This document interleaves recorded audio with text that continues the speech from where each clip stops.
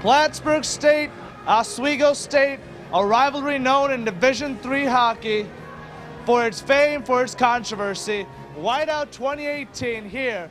Alif Kareem, your host, Corey Stifkin, Nate Mosher. Guys, how are we doing tonight? Oh, I'm excited. I'm pumped. I'm waiting for that Oswego win. Oh, all of us are. We're waiting for the Laker crowd, absolutely. It's been 4 years. Mosher. Absolutely pumped to be here. I've been waiting all week for this, and let's get it going. Let's get started. Well, before we talk about anything related to the game itself, I want to take a personal hand in extending thanks and gratitude to all the seniors that are here for the broadcast tonight. You have Justin Penman, Tom Lindsay, Ryan Berger, Amanda Zampano, Ryan Furness, Brian Kroschke, Nate Moser, Corey Sifkin with us, Kira Slater, and Hao Fong Deng. Each of these people have individually put in so much time and effort into this broadcast. They've put in a countless number of hours. Guys, you've spent so much time studying, and now I'm going to tap into that as we move forward with the show. But thank you again, seniors. We're going to put on the best of the best broadcast for you because we have the best of the best right here. 100%. Not without you. Thanks, man. Of course. We're all a team here. Of course. Well, let's talk about the teams involved today.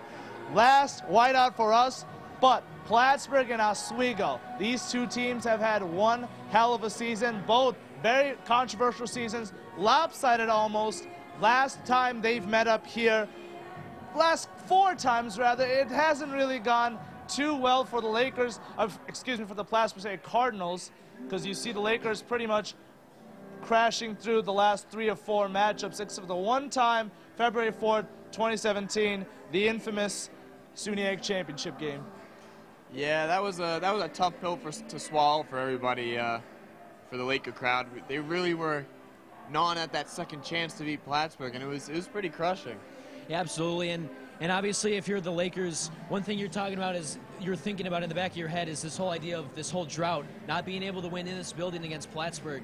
It's been a bunch of years now, and at the same time, this team, it's a young team. They can't let that bother them. They got to go out and win this game, because if they're going to do it any year, it's got to be this year. All right, well, you know, both teams, again, like I mentioned before, drastically different than last season. Oswego did have the chance to play Plattsburgh at Plattsburgh, known as the infamous Plattswego rivalry. Game. Oswego did come away with a 5-2 victory in that game. The first of this game, Oswego-Plattsburgh, the Cardinals getting ready for it in their hometown. You're going to see a lot of the Laker crowd did appear for that game, but the Lakers came in. Our own analyst, Corey Stifkin, had shown up to the game, but to start off, Mike Gillespie, an unassisted goal through traffic after applying a lot of defensive pressure early in the second, the only goal for the second. But this goal, a setup from Josh Zizek for the rebound, tip in from Mitch Emerson. Emerson would be credited off for that. Molinaro now, Molinaro off the rebound for that, blasted it through, but that was a great opportunity for the Lakers. Again, celebrations started a little too early for them, but as the 4th goal is racked up here from Mr. 100 himself, Mitchell Hurley, he attained 100 down the season. This was earlier on. Again, second period, now into the third, 4 unanswered goal, looking to be a 5th as Cameron Berry, after a poor defensive display, 5 straight for Oswego State. The Plattsburgh Cardinals did have somewhat of a resurgence late into the third period. Middleton will be credited with the first goal for Plattsburgh, and finally for the second goal for the team, Valente behind the net, finding Neer, and Neer is going to find something past Richer. Richer playing very excellently, but the score would hold there. 5-2 would be the final. Lakers seem to have it all away from the campus center, but here they've had a series of bad looks. You're going to see from the stat sheet there, 2-4 off the power play. Face-offs, though, they did have the advantage for the Cardinals. You know, being at the game, we see that face-off statistic with Lakers only winning 26. It really usually is a driver of who has the majority of the possession during the game, but it really didn't seem like it at the game. And while I was watching, it was pretty much all Oswego dominating the play, setting the pace, and not letting Plattsburgh play their game down in the corners, out-hustling, outworking the Lakers. They were playing their fast, skill game, and it was really a refreshing sight to see, especially against the Cardinals. Now, Moshe, I want to ask you real quick, what exactly did Plattsburgh need to fix? Because moving forward in their season, it's still been as lopsided as it started. Well, I think for Plattsburgh, obviously you're a young team, but they were a bit careless with the puck, it seemed like. They're a very young team, but at the same time, they've got young goaltending. Pareto was a net for them when this happened. And you can't, when you turn the pucks over, you're kind of leaving the goalie out to dry a little bit. And he's just getting used to being on this team. So you got to be a little more careful with the puck. Don't turn it over. And obviously that's something they need to work on. Their puck possession numbers in that game were not good at all. And if you're caught chasing, not only do you waste your energy, playing catch-up, but then, you don't even have the puck in order to try and attempt to score. Yeah, and, I want to come back to one other thing. Again, like I mentioned for the Lakers, hot start, still number 3 in the country according to UCHO polls. Do you think that the taboo for them is going to kick in again tonight? Because Plattsburgh, they're very chippy, like we both talked about earlier. Is that going to show in forth right now? Oh, no matter where these teams are in the standing, it's always going to be a chippy game. And with that tough loss to Potsdam last night, there's a whole lot of bad juju going on. Yeah. And it's momentum-wise, which usually we've seen can carry this Laker team. Last year we saw it in the opposite direction. They were lost going into this weekend, and once they lost to Plattsburgh, they couldn't win again. Yeah. So it is tough with this momentum riding on this weekend. And while a lot of players are new on this team this year, there are still a few veterans who it stings when you even bring up what happened last year at Whiteout. And with the fire that happened in the last game at Potsdam yesterday, as well as last year at Whiteout, they're ready to go. I mean, They're probably the most pumped up. They're probably speaking to the teammates now just how important this game is, and they got to get the job done, and they got to end this drought. Right, well, this game's significance is no stranger to anyone in this crowd. One person as such, goalie David Richer. I mentioned his name before. Richer has been outstanding this season so far. 17 games played, only 25 goals against him, and almost 400 saves for Richer in the season. Now, Richer was able to beat out Cedric Hansen for the starting spot. Cedric Hansen was assumed to be the starter after Jacobson had transported himself away from Oswego. He only had 7 games registered, and the save percentage is hovering around the mark below average. Again, goals against, it's not really a stat you want to pay too much attention to, but for Richer, what's been working for him? How has he done so well only coming in after being redshirted?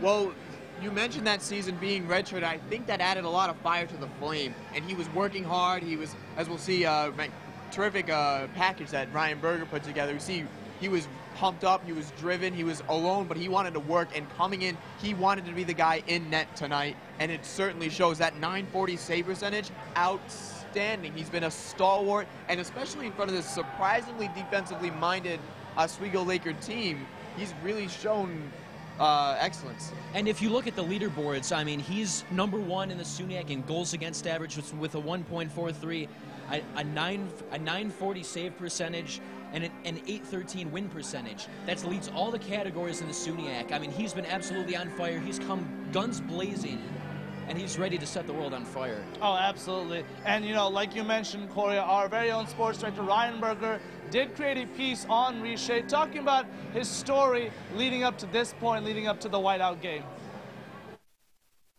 5 years ago, David Richer didn't even know what college hockey was. Then, after committing to Oswego, he had to spend a year as a ghost, not able to play or practice with his team. Today, he owns one of the top save percentages in the entire country, and he's set to protect the cage with the Cardinals this Whiteout weekend. I had a chance to talk with David and speak with him about his journey. It was literally the hardest year of my life because I was basically just by myself. Things didn't initially go as planned for David Richer. A native of Mirabel, Quebec, Richer made a name for himself in major junior and junior A hockey leagues. With his eyes set on America at 21 years old, Richer was set to take on the world of U.S. college hockey. His recruitment hit a major snag, though. Due to NCAA regulations, by playing in a professional league, Richer would have to be redshirted for 1 season, losing a year of eligibility. Few D1 schools wanted to allocate a roster spot on a redshirt, limiting his options to Division III. One of those schools willing to take a chance on Richer was his top choice, Oswego State. I was really looking to gain hockey experience when I was looking at colleges, and Oswego was my top one. Because I played major junior back home, and I had a hard time to find some D1 schools that wanted to redshirt me 1 year, and Oswego was ready to do it. And right now, it was worth it. It was hard to be redshirted first year, but it was worth it. In that year, Richer was isolated. He wasn't allowed to play in games, travel with the team, or attend practice. When his teammates hit the ice, he would hit the weights. During the Lakers' pivotal game versus Plattsburgh, he watched from the stands. And so began a year of self-improvement for Richer, one that would provide a few more twists along the way. Going into this season, it appeared Richer would back up returning goaltender David Jacobson. In October, Jacobson left the team to return closer to his home in California, leaving the starting goaltender spot wide open for the taking. In his first 60-minute start, he got his first career win in a 30-save performance versus Elmira, anchoring the Oswego defense to allow their comeback. Today, Richer is currently 4th in the entire country in goals allowed average, 3rd in save percentage, and 2nd in win percentage, putting together one of the most outstanding seasons in Laker history. This week, the Lakers are set to finally exercise their demons against Plattsburgh, whom they haven't beat on home ice in 5 years. A game Richer said he knew he would be starting when he was watching from the stands. It's going to be awesome. I remember last year I was here for the Whiteout game, and I was just amazed by the amount of fans, the atmosphere. And I remember telling myself, I'm going to play this game next year. That's going to be me. And I promised that to myself. I worked hard, and knowing that I'm probably going to start the Plattsburgh game is just it's a game like every others, but I'm just going to try to enjoy it and do what I do. The road from Quebec to Oswego, and now Whiteout starter, has been a winding one that Richer earned every step of the way. For WTOP 10 Sports, I'm Ryan Berger. And thank you, Ryan Berger, for that amazing piece. But we're not joined alone in this pregame show. Amanda Zimpon, our sideline reporter, has more. I'm here with an Oswego alumni and an Oswego fan, Dory Gronich. Dory, how many Whiteout games have you attended? I've attended literally 5 consecutive years in a row. It has been an absolute blast. And can you tell me about your favorite Whiteout moment? My favorite Whiteout moment has definitely been definitely photographing the fans and the game itself and all the good, crazy action that goes on here. Thanks, Dory. We're going to take a break, but don't go anywhere. When we come back, you'll find out what game I got to play with some of the members of the men's hockey team.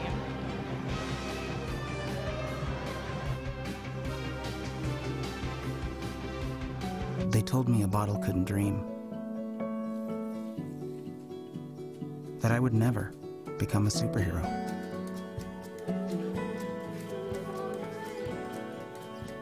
But I learned how to fly. Just to come back in a new disguise and be the hero that I've always wanted to be.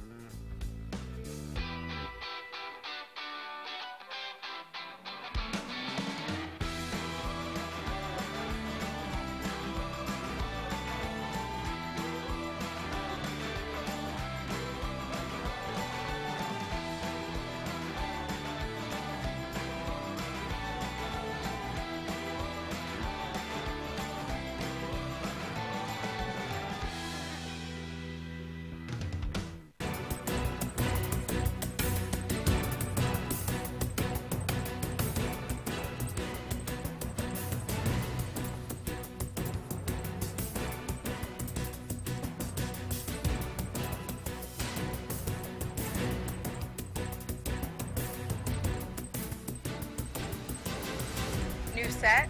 New time. News at 9. News, Sunday through Thursday, only on WTOP 10.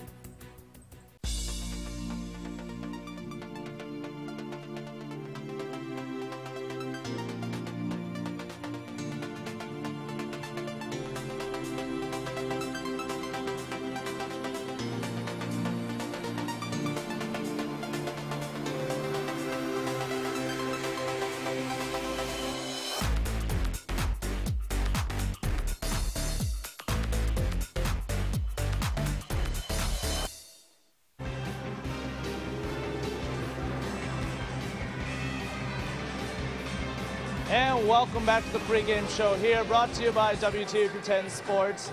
Now, Amanda Zimpon, our sideline reporter, did have a chance earlier in the season to speak to Josh Isaac and Jody Sullivan exactly, having a little bit of fun, a little playing games, see what happened with her.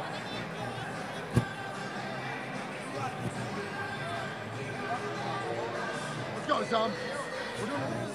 And joining alongside me are two members of the men's hockey team, Josh Isaac and Jody Sullivan. So the rules of the game are Jody's going to be wearing the headphones, so he's not going to be able to hear anything. And Josh is going to be reading him 10 words. He has 1 minute to read the words. If he gets all of them in a minute, then he wins the game. And then we will switch. So when you're ready, you can just put the headphones on. Here we go. I'll let you know when you can start reading the words. All right, you can start. One timer. One timer. Whiteout. Whiteout. Puck Plattsburgh. Puck Plattsburgh. Suniac. Suniac. Poutine. Poutine. Putin? Yeah. Digby. Digby. Digby? Poke check. Poke check. Power play. Power play. Hurley. Goalie? Hurley. Hurley. Okay, pass. Chicken patty. Chicken patty. Come on. Chicken patty. Chicken patty. Hurley. All right, time's up. So you have a couple left? Two left. Two left. You're so close. All right, now you can give your headphones to Josh. You guys can switch. Hurley. Chicken patty, of course. You're too good. Are we good? Yeah, you're good. All right. Good to go? Yeah, you're good. 5-hole. 5-hole. Deborah Stanley. Deborah Stanley. Next. Alley Cat. Alley Cat. Alan? Alley Cat. I have no idea. Huffnagel. Huffnagel. Whitelaw. Whitelaw. Murano Campus Center. Murano Campus Center. Murano Campus Center. Blue Line Club. Blue Line Club. Geneseo. Geneseo. Geneseo. Geneseo. Geneseo. Yeah. Gozik. Goalie? Gozik. Gozik. Gozik. Alley Cat. Alley All right, Cats. time. Was that a buzzer beater Yes. right there? I should have got that one easier. So you got 9 words and you got 8 words. So it looks like Josh was our lip reading challenge. Thanks so much for watching and playing with us.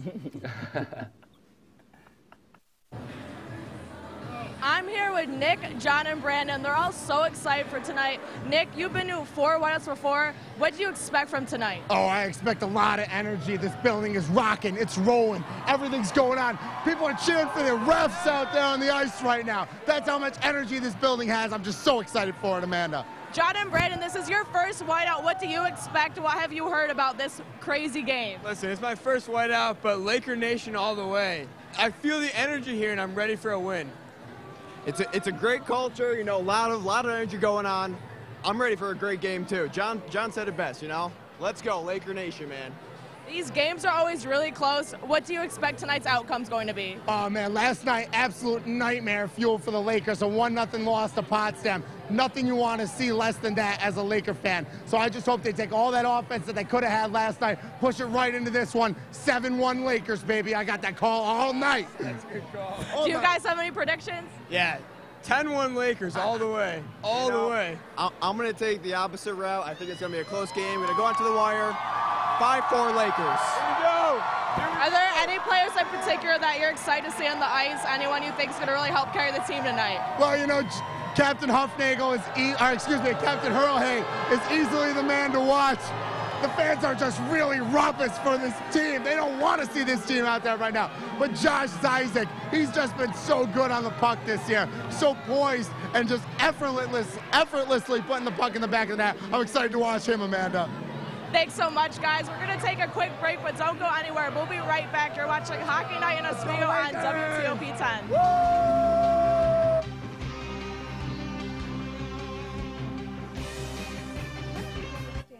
No, you're Deborah Stanley. Oh, right. SUNY president. You're Al Roker. I'm Al Roker, and you're watching WTOP 10 TV. Local news, local weather, local college presidents. Na, na, na, na, na. Are we there yet? Yep. We're here. It's a short drive from your neighborhood to your naturehood. To find a neighborhood park or green space near you, visit discovertheforest.org.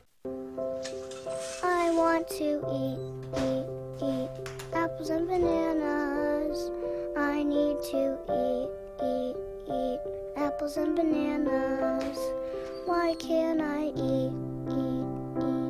1 in 5 children struggles with hunger in America. Support the Feeding America nationwide network of food banks to help provide meals to those in need. Join us at feedingamerica.org.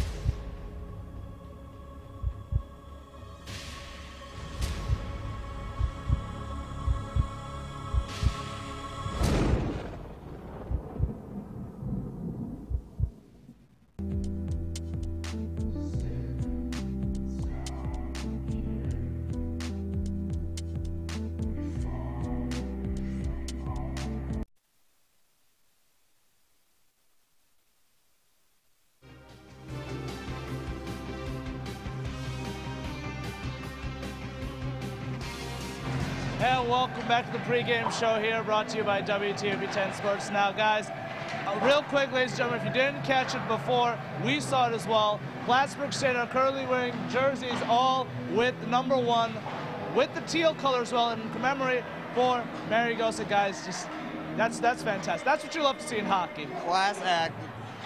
It's great to see, really. Absolutely. It shows that hockey's more than just teams. It's about a whole community and a family. Exactly. Well, tonight the family may have a little bit of a rift inside of it. We do have tonight's rivalry, so let's talk about that. But let's also talk about the overall conference as a whole. One of the trickiest conferences in Division III, the SUNYAC. Now, guys, the standings, as you see, Oswego clinching number 1, Geneseo, Buff State, Potsdam, Fredonia, and Plattsburgh. Now, Corey, earlier we talked about just how tricky this conference can get, so highlight some of that for me.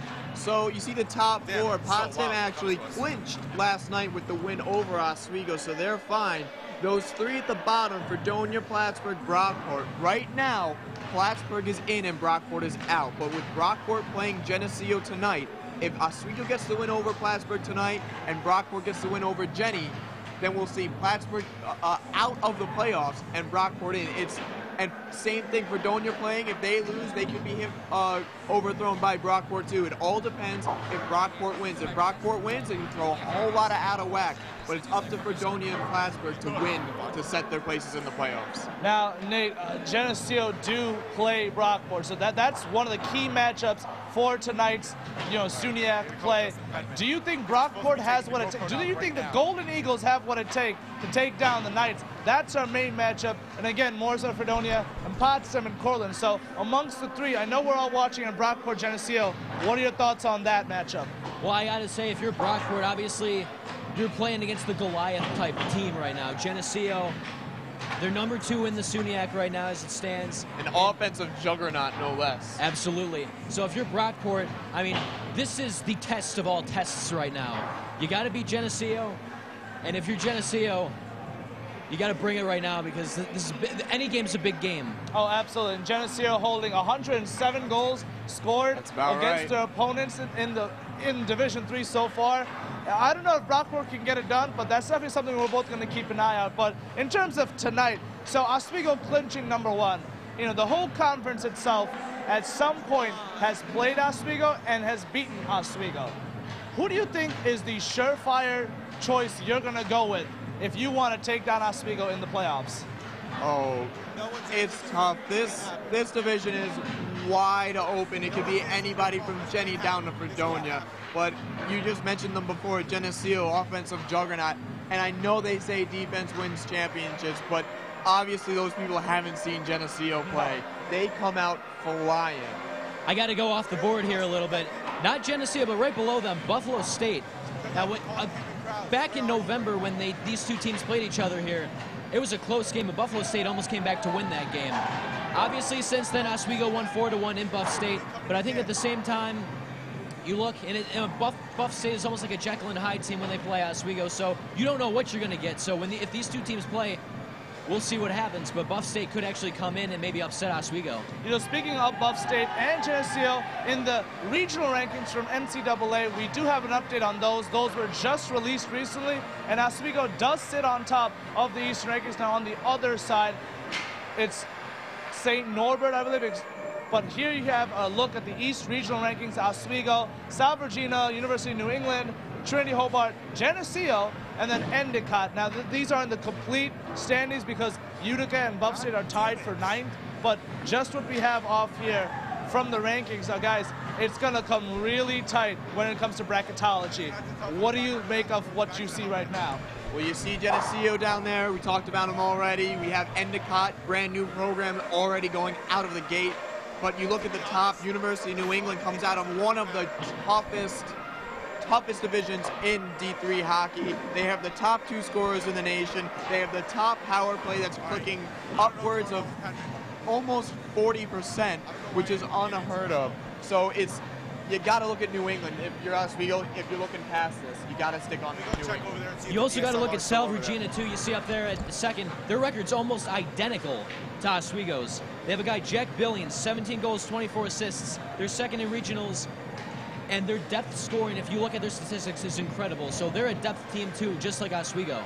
Right now, you know, guys, again, the rankings will change 3 more times. In fact, the last time it'll change will be the day of selection. So there's something to watch out for as you move forward. But in terms of clinching SUNYAC, so you want the postseason run to begin. Do you think a win tonight for either team will get it started for them, or does Oswego just have more hurdles to climb and the taller they'll get? Well, you talk about either team. Plattsburgh needs this win to even think about the playoffs. But Oswego, just like I talked about earlier, really rely on momentum as we've seen. If they lose this, it's not going to look great in the SUNYAC and definitely not going to look good in the NCAA if they get that at-large bid, which they probably will if they don't win the bracket. But this is a must-win for Oswego, even though their seed is clinched, they're top of the East, and it's still a must-win game. Yeah, if you're Oswego, there's 2 things that you take away from this game if you win. The drought's over at home against Plattsburgh, and you have a good bounce-back game against Potsdam, a game that they had a ton of chances. Obviously, we'll get to that, but didn't come out on, in the end. So they'll hope to possibly, it's like you said, momentum. They got to get the momentum back that they had going into yesterday's game.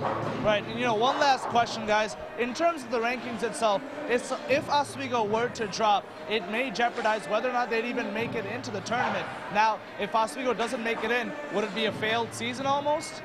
You got to think so. You start out so well. You go undefeated up until yesterday in the SUNYAC, and you're on top all year long. You have this I know a lot of people kept saying Oswego's been a surprise, they weren't expecting this, but it happened, and it's happening right now. So if you don't make the best of it, of this great team, of these new rising stars like Josh Isaac, it's got to be a failed season. It's always tough, especially if you don't end up making that tournament, because it's almost become an expectation now this season that this happens. But I'm going on the other way at the same time. If you're a lot of these players, this is a young team. They come back, they'll have the fire under their belly for next season, and they'll maybe even have even a better season going forward. And they'll retain most of their players. They only have 3 seniors, so I see where you're coming from, but you gotta go. Yeah, well, I'm sure there's a lot to look forward to in the future, but if you followed the crowd, there's a couple specks of red here and there. Amanda Zimpano decided to speak to one of those specks. Amanda, what exactly is going on in the Plattsburgh fan mind?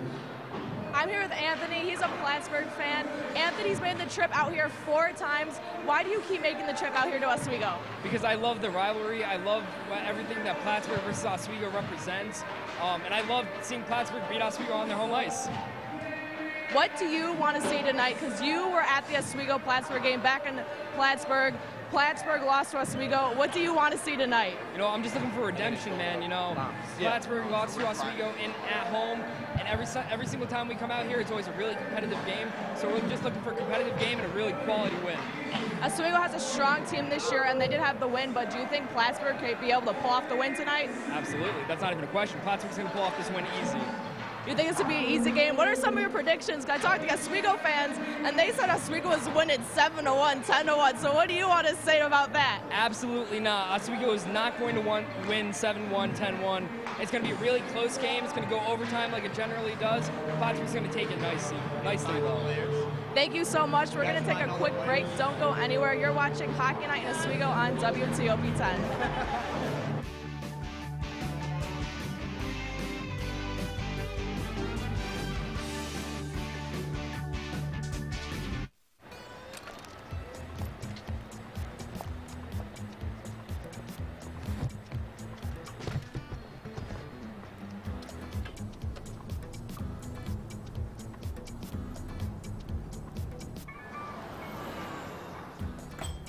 It's a short ride from your neighborhood to your naturehood.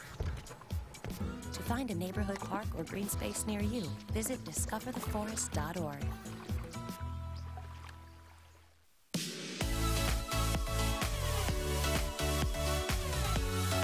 What up, it's your man Flo Rida, and right now you got it locked to WTOP.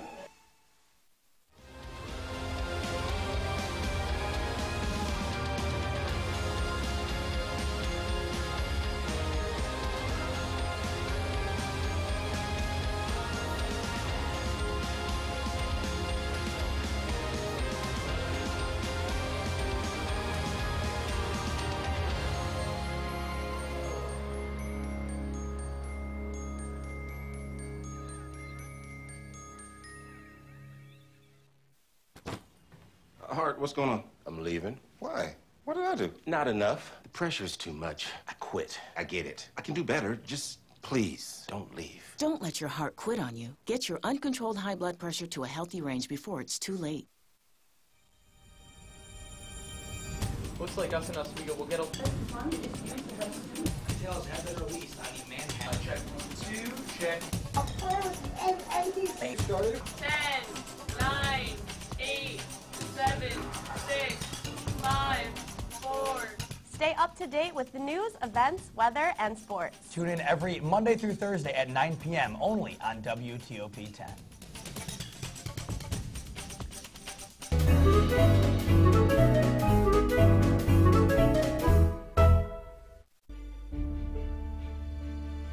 You woke up early, but not for class. You had your outfit planned for weeks, but it isn't a suit and tie. Your mind was racing all day, but it wasn't thinking about schoolwork.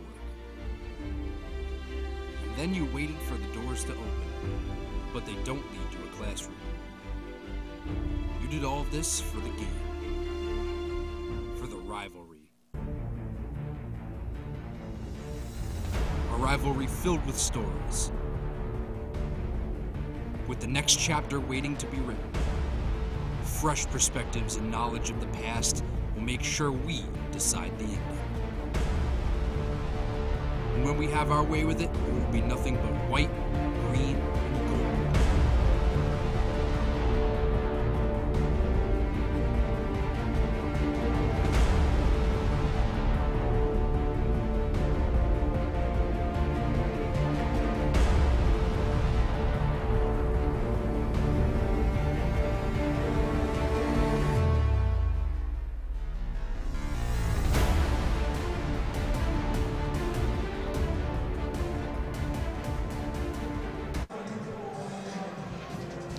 And thank you. Welcome back to the WTOP 10 pregame show. This pregame show brought to you by SUNY Oswego Community Services. Email service@Oswego to volunteer. A lot of things have been happening this game, and a lot of preparations have been made on the other side in the press box. Ryan Berger and Brian Krusky have spent hours and hours preparing for this game.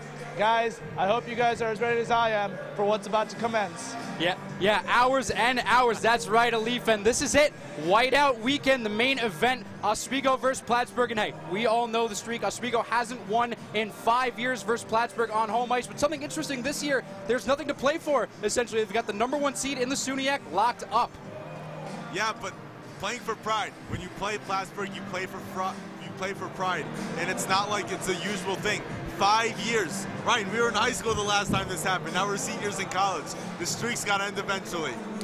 And good thing, too, because if you tuned in with us last night, Potsdam, ugly loss for Oswego, huge upset for them. So it begs the question, your favorite whiteout moment, so many bountiful choices to choose from. What have you got? All right, number one's going to be February 2015. Nick Reve down 3-2, slap shot, beats Brady Rouleau, glove side, sends the game in overtime. But little disclaimer, we saw Plattsburgh come out with Mary Gosick's name on the back of their jerseys. Very, very respectable moment right there, showing a lot of class. That's maybe the 1A. That really is one of the most just like honorable things I've ever seen from Plattsburgh.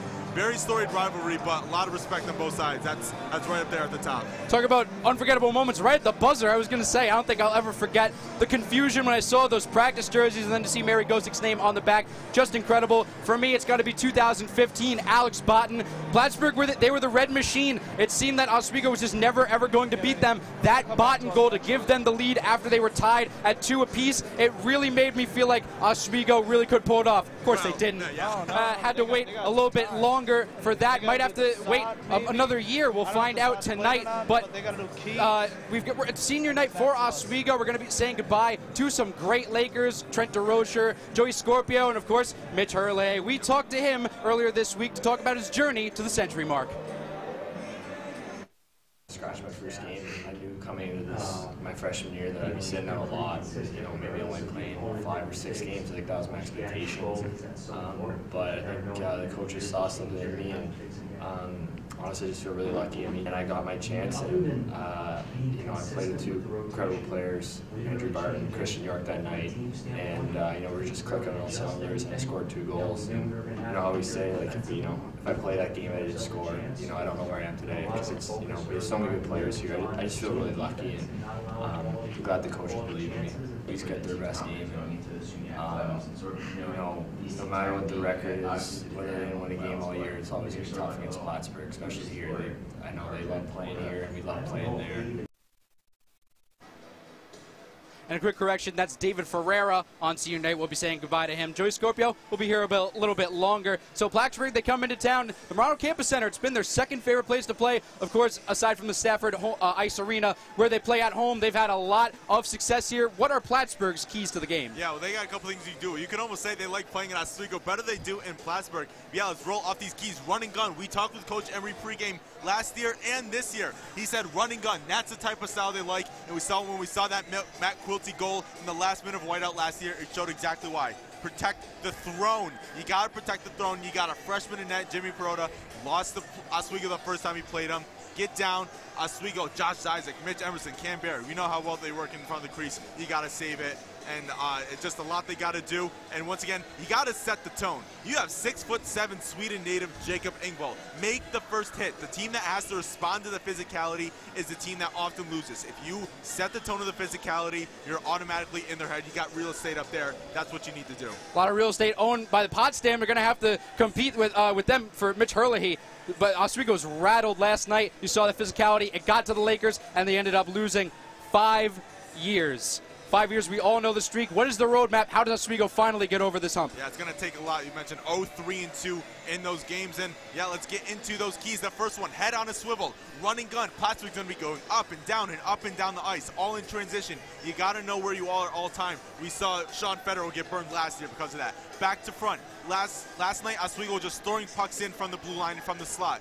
stick to what you know. You got to work from behind the net to the front, get those quick one-timers. And third, streaks are meant to be broken. No streak can last forever. They are meant to be broken. You have to work to do that.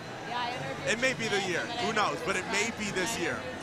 We will certainly find out soon enough. You'll hear from us later as we've got the call for you guys. But for right now, we're going to send it back to the perch with some other great Lakers. All right, thank you, guys. A lot of great announcements by them. The three keys needed. Women's hockey team didn't talk to anyone after the game. While the three keys did touch upon the game we saw against Potsdam, let's take a more in-depth look at what exactly happened. Just based off the eye test, last night's game should not have gone the way it should have gone for Plattsburgh. Again, their power play really did not come through. Power play for Cortland, it's been lopsided overall. The face-offs, I don't know, guys. Corey, what do you think? This is really stood out to me because Plattsburgh's not too much of a volume shooting team, and when you see them take 40 shots, when you see something lopsided like this and the score not reflected, it's got to just build frustration for the Cardinals, and it's tough to go through a loss like that, much like what the Lakers went through last night. So both of these teams coming off really frustrating games. Yeah, if you take a look here, the Lakers obviously last night not doing well, lost 1-0 here. One thing that stood out to me last night in the Potsdam loss was the power play for Oswego was absolutely invisible. I mean, they went 0 for 5. 0 for 6, excuse me. One of them being a 5-on-3, nonetheless. Absolutely, 5-on-3 for a full 2 minutes. And Potsdam kept letting Oswego get back in the game, and they had all the chances in the world, but at the end of the day, they just didn't get any of them done. It went anywhere but in the net. Yeah, and you saw the same thing happen. You saw Oswego double the shots at Potsdam, much like what Plattsburgh did to Cortland, and both of them did not find what they were looking for. Not at all. You know, on that, I'm sorry to cut you off, Nathan, but on what both of them were not looking for, tonight, both teams wanted. Plattsburgh, we know why they want it. Oswego just wants it because they haven't gotten it done for a while. Who wants it more? Oh, even look at Brian's keys to the game. Streaks are meant to be broken. And if there's ever a time for this streak to be broken, it's tonight. You got rising. Hopefully for the crowd. Oh, hopefully for the crowd, right? So you see, especially if you got to see names like Josh Zizek, been leading this team all year, comes out of nowhere, starts scoring, and if they're going to break the streak tonight, you're going to definitely look to him. Yeah, this is almost like the icing on the cake for what has been an absolutely incredible season for this young team.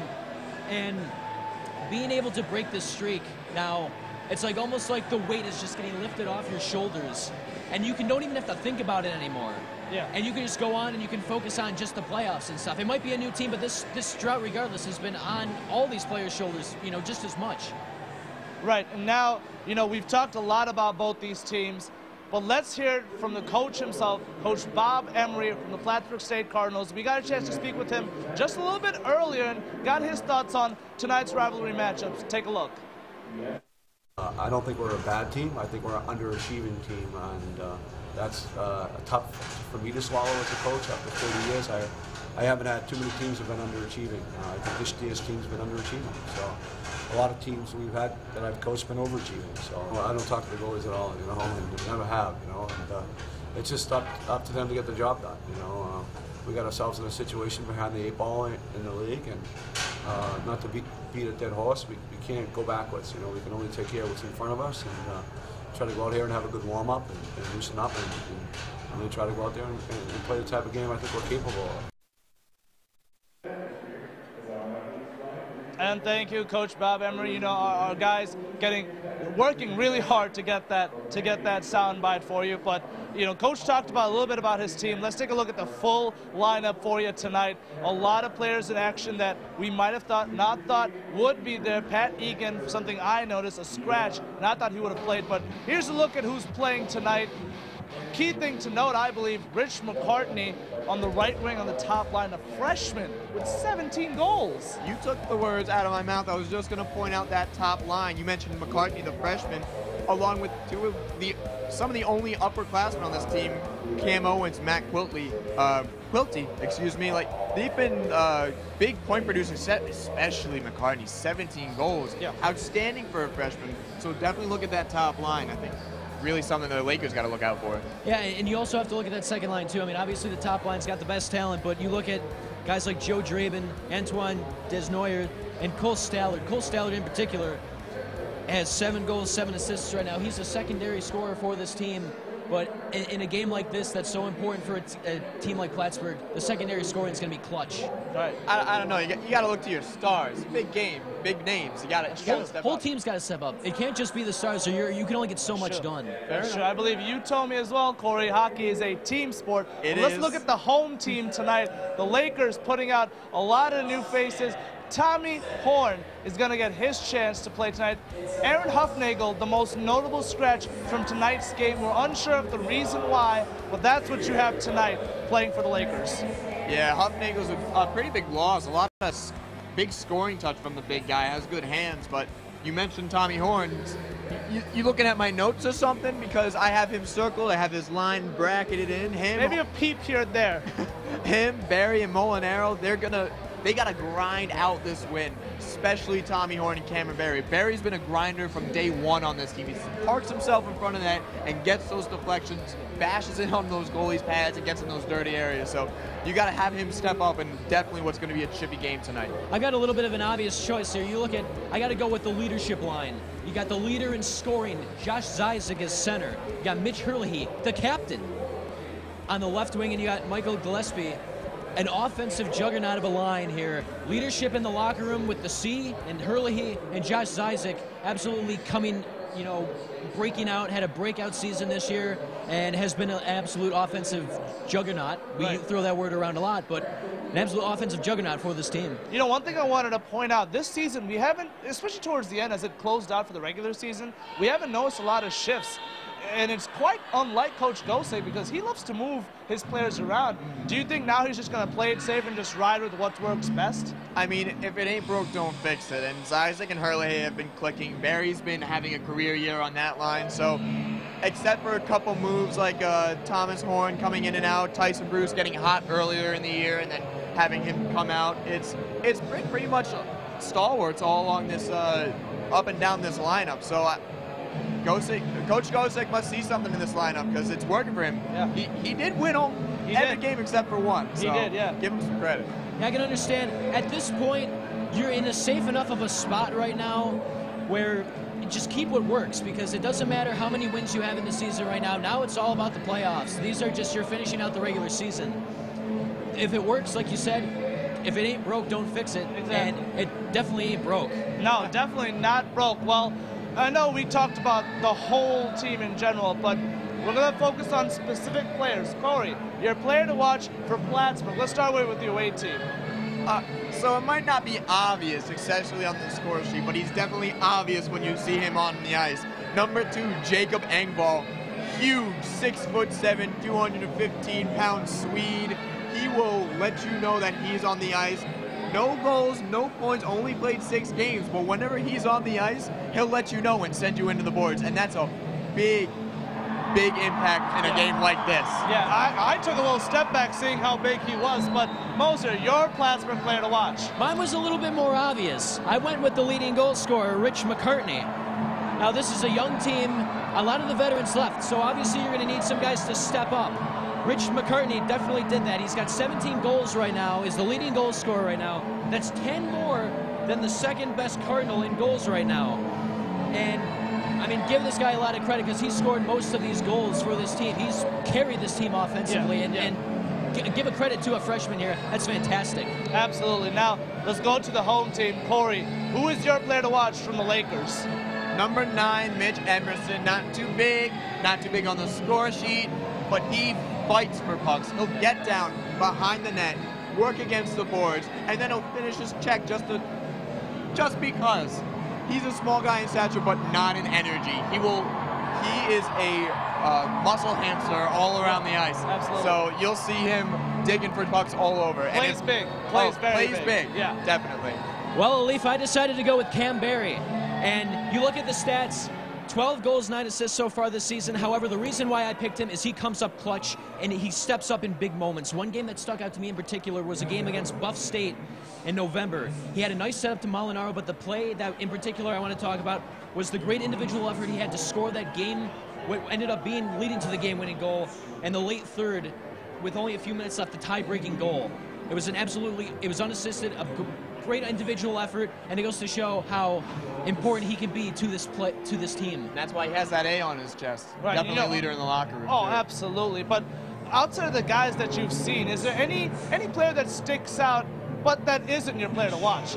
If I have to like stick to the rundown itself, who's somebody that just is underrated? Let's call him. Well, on Plattsburgh, we're definitely going to look at Andrew Pizzo. He transferred in from D1 Niagara and immediately made impact. And he is definitely, he's going to be out there. He's been scoring points. And along with Engvall, I said he'll make you hurt when he's on the ice. He'll hurt you on the scoreboard. Well, for me, for Plattsburgh, I'm going to go with Ross Sloan. Only has 3 goals and 7 assists right now, but is a very good depth player for a Plattsburgh team that's a young team and up and coming. So you got to have.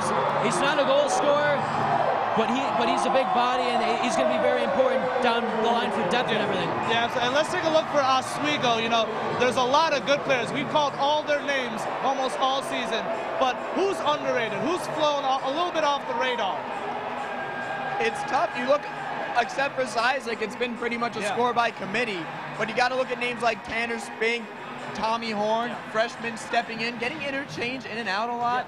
It's tough to not have that stability that the rest of the guys had, but when they've been put in the lineup, they've stepped up and they've played, so definitely look out for those young guns in this game.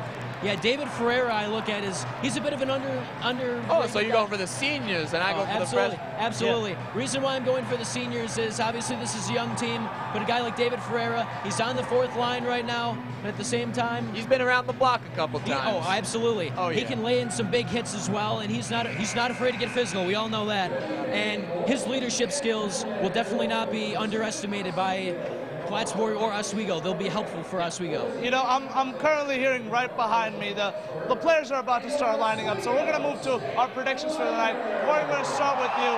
What are you predicting for tonight? I'm going to go with the Oswego win. It's going to be 5-1, but I have an asterisk next to this because that first goal is going to be scored by the Cardinals. Okay, and it's interesting. Little spice to my prediction. We're going to have a 1-0 game starting, maybe even into the second period. Okay. And I'm just waiting for that Laker offense just to spark up and see Lakers from yesterday. That would be one hell of a thing to see. Namoja, what's your prediction? You know, between these two teams, it's always a bit of a nail-biter, and I'm going with the nail-biter again here. I got Oswego winning, though. The drought's going to end.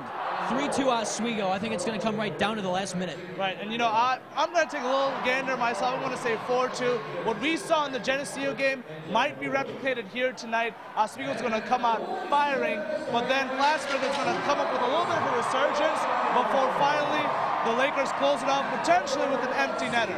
Now, guys, final thoughts. Is this going to be a good game? Is sports going to be good tonight? When is this not a good game? I'm getting goosebumps just hearing the players getting announced. We've always had good games here. I mean, some of them end in ties, and not many of them, not since 2012 has it ended in Lakers' favor. But they're always entertaining, and I can't wait to watch it. This rivalry is always a great one, Oswego-Plattsburgh.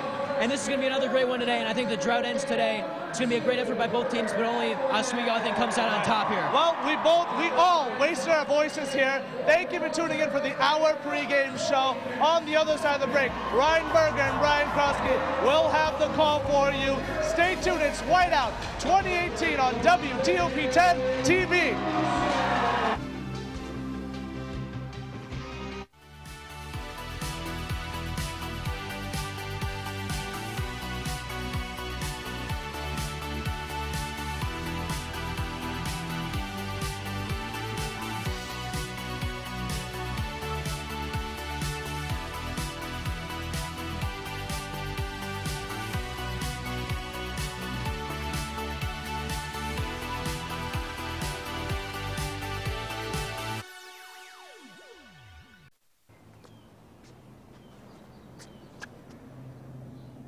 Here is my handle and here is my spout. When I get all steamed up, then I shout. Tip me over and pour me out. Oh. The smallest moments can have the biggest impact on a child's life. Cheers. Take time to be a dad today. I'm gonna drink my... I turn into a dragon! I'm gonna drop a meteor on the nymph. Health potions don't matter if you're dead, right? Wait, what was that? Guys, can you hear me? Like, what was that? Hello? What are they even doing back there? Guys, seriously, is my microphone even on? Seriously? Texting?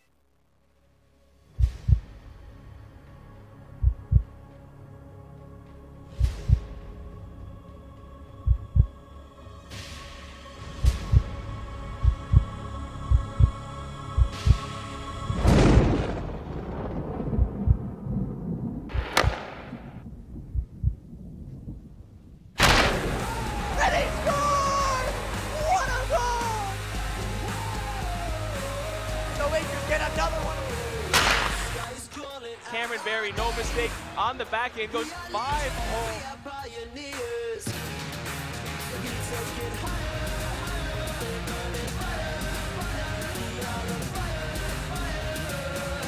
And he scored!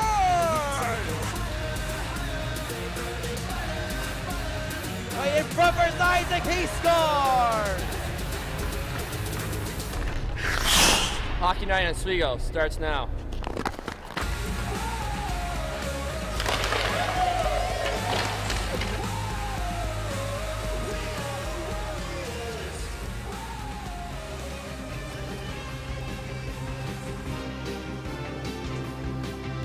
p.m. this morning, and here they are coming in droves. You can sense the ferocity to this crowd. If you're a student right now at SUNY Oswego, as Mayor Billy Barlow gets set for the honorary puck drop, you have not seen a Plattsburgh loss on home ice. So Oswego winless on Whiteout Weekend against the Cardinals. Winless on Whiteout. It's the perfect way. Once again, the mayor of Oswego, Billy Barlow, is there for the ceremonial puck drop. Just look at this wonderful job by our crew making sure that time lapse gets put together. And man, the nerves are kicking in, and we're almost there, Ryan.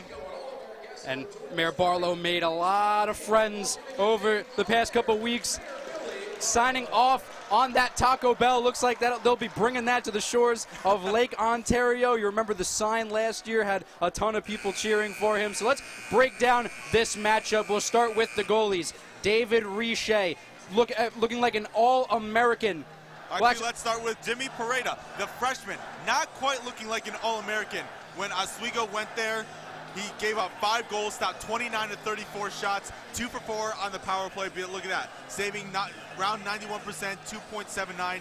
He's not Brady Rouleau, but if he gets hot, he can still stymie the Lakers' offense. Rouleau was a brick wall last year for the Oswego, and it was definitely Oswego struggled on offense. But David Richer, that's the guy we're talking about. Looks like an All-American, one of the highest save percentages in the country, one of the top in win percentage, and he has just been outstanding. All those numbers right there, goals allowed average and save percentage.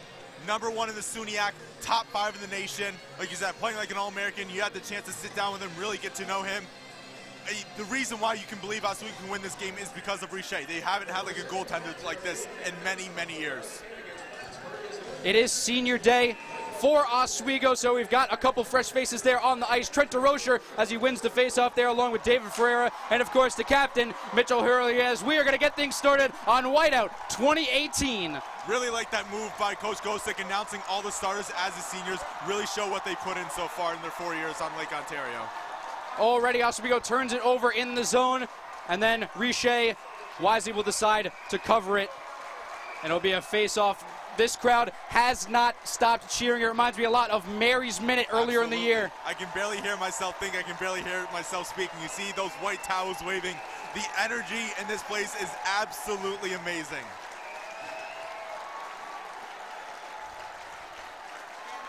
And a face-off win for Plattsburgh is a little slapper out in front and now taken away by Horn. Horn flips it up to Molinaro and by the logo quickly in business. Batted away by Quilty. Oswego will knock it in. McMillan looked like a delayed penalty already. Ryan, it is so loud in here. Plattsburgh didn't know they got called for a penalty because they can't hear the whistle. And yes, that whistle will go against Plattsburgh as we are going to get an early power play for Oswego. You can't even hear the public address announcer in here. That's how loud it is. That was incredible. It fooled, I think, everybody. You saw the confused expressions on Plattsburgh's face. So actually, with much confusion to continue. Oswego will not be on the power play. We're going to stay at 5-on-5. In any case, Plattsburgh quickly into the Oswego zone, and a catch cannot be made by Andrew Pizzo. Andrew Pizzo, the Division I transfer from Niagara. His brother played at Hope. We saw him play against Oswego earlier this year. Absolute phenomenal talent. Has made a huge impact right away. Curry bounces it off the board to Gillespie, and now behind the red line, Pareda has to come out to get it. Battling for it in the northeast corner is Zizek. Zizek, puck squirts out. Gillespie is after it. Gillespie cutting across to Curry. Curry, slapper on net, and high and out of play. Like what I said in the keys of the game, Oswego needs to work from behind the net and bring it out front. You're going to see Mike Gillespie, who plays as F1 in Go 6 system. He's the one that's going in there hard. He's got to get that puck and turn it around. But Zizek, once again, also works very well behind the net. Those two are going to rush in. Hurley, he usually stays behind and reads the defense. Emerson on for the face-off win here. Nice and taken away. And now Allen has it. Allen will wrister out in front and kick saved by Pareda. DeRazio fighting for it along the boards. It ends up with the Cardinals. Now almost taken away. Sloan loses it, poked away by two Laker defenders. Logan behind everybody. Good defense by Allen to recover. Allen working against Sloan. And now here's Spink on for reinforcements. Now behind the red line, Novick will chip it away. Out to Emerson on the far side. He's alone. Emerson couldn't corral cleanly, and Oswego will chip into the zone to get a line change. You like the physicality of DeRazio going there. And once again, Broda needs to be on his high horse. We've seen Devin McDonald-Geneseo go behind the net, fall, and give up a goal. Very important to play that conservatively. A vicious hit delivered by David Ferreira. Incredible physicality already. Oswego not wanting to get punched in the mouth as they were last night versus Potsdam. Here's DeRocher, the senior. Puck squirts out for Sullivan. Out to Pelnick. Pelnick deflected away. Nice pad stick save there. That's exactly what Plattsburgh did last year at Whiteout. Deflected those pucks back into the neutral zone, and it took so long for Oswego to reset on offense. That's very important, blocking shots this time of year. Plattsburgh caught in the middle of a line change, allows Oswego to get the puck back, and here it is at neutral ice. Valente back for it, the leader in career points for the Cardinals. One of the lone seniors. Both these teams very young, a lot of freshmen and sophomores, first-year programs, transfers on both sides. Marinello fighting for it. Pelnick. Falanga. It's a 1-on-2 right now as Horn is after it, but they pass it around him and almost an unlucky bounce in front of Richer. Valente will chip it in. Behind the net is Falanga. Falanga looking for the wraparound. Falanga out in front and kicked away by Macmillan. Great defense by Cam Barry standing in front of the net. He's not the biggest guy, but he plays the toughest there. Molinaro in business, looking for Barry. Barry, it's pass inside in front, behind the back of the red line. Here's Tyler Curry. Curry lost it and now juked out Molinaro. Here's Valente and now up to Quilty. Quilty past the trail and it sails high of the cage. Very reminiscent of the goal last year that gave Plattsburgh the win. Matt Quilty leading a 3-on-2. Oswego, you have to keep your head on swivel. Have eyes in the back of your head. Quilty took away the heart right out of the ribcage of so many Laker lunatics last year. Less than a minute to go. He was the Plattsburgh hero. And now a pass that was trying to chip it into the zone. Look at that Plattsburgh forecheck, but it sails over everything and into the net. Ryan, I like that point you made about so many freshmen and sophomores. This is a complete new chapter in this history rivalry. No Matt Sawatsky, no Brady Rouleau, no Sean Holshoff, no Rich Botting. The playmakers and the difference makers on both of these teams are pretty much brand new, except for, Desnoy, you could say, and Quilty, but completely new. Another face-off win here for the Lakers, almost in front. Zizek couldn't get to it, and now here's Gillespie. Gillespie giving it up to the captain, but now taken away. That was Philip Middleton. Middleton scored for Plattsburgh when these two teams met earlier in the year. A very comfortable win for Oswego. You just don't see those nowadays. Campbell almost couldn't corral it. Curry, though, alertly flips it out to Gillespie. Gillespie in neutral ice gives it up to Herlihy. Pass inside to Gillespie. Couldn't catch it cleanly, though. And now behind the net is Gillespie. Gillespie out to Draben. So wasted possession there for Oswego. Draben will carry it through neutral ice, and now we're trying to do it himself. Draben, unassisted, goes coast to coast, and now taken away by Novick. This is a chance. Novick very aggressive on the rush. Oswego to 3-on-2. Puck just sails just high of Pareda. That's one thing you're going to love from Max Novick as a freshman. He practically plays as a forward in the system. He'll join the rush. Plattsburgh gets up and down the ice very quickly as Riche gets a stick on it, tries to cover it. Another shot on net. DeRazio's on the ground. Excuse me, that's Herlihy. And now a neutral ice.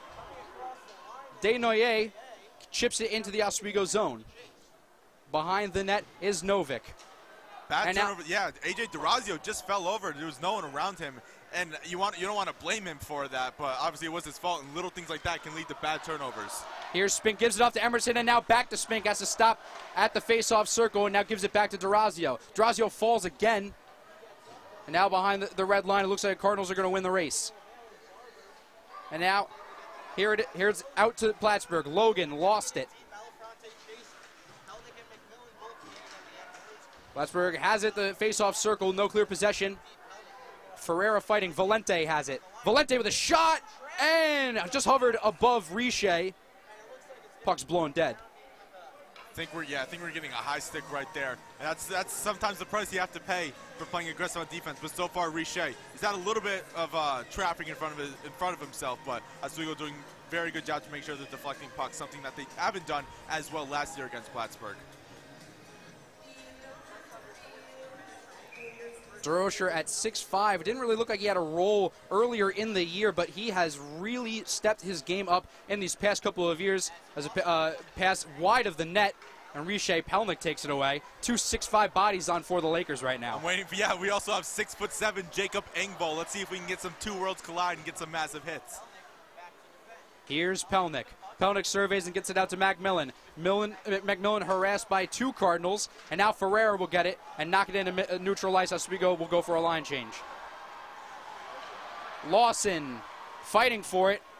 Sullivan got do-si-do'd there and got left in the dust. Like this aggressive forecheck, though, by Tommy Horn. You probably think that's why Gosick put him in, because yesterday Scorpio was on that third line. Take him out, put in Horn, a more physical player. Berry took it away, and now behind the net, showing off the speed. Pareda leaves his post well outside, and he has to come all the way back, but crisis averted for the Cardinals. Falenga. Berry with a massive hit into the boards. And now hits going both ways as Horn lays a hit on Falenga.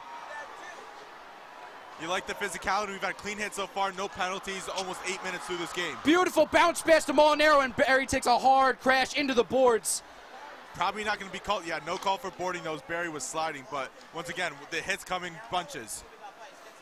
Gillespie pokes it away momentarily. Riche. Waffle boards it away.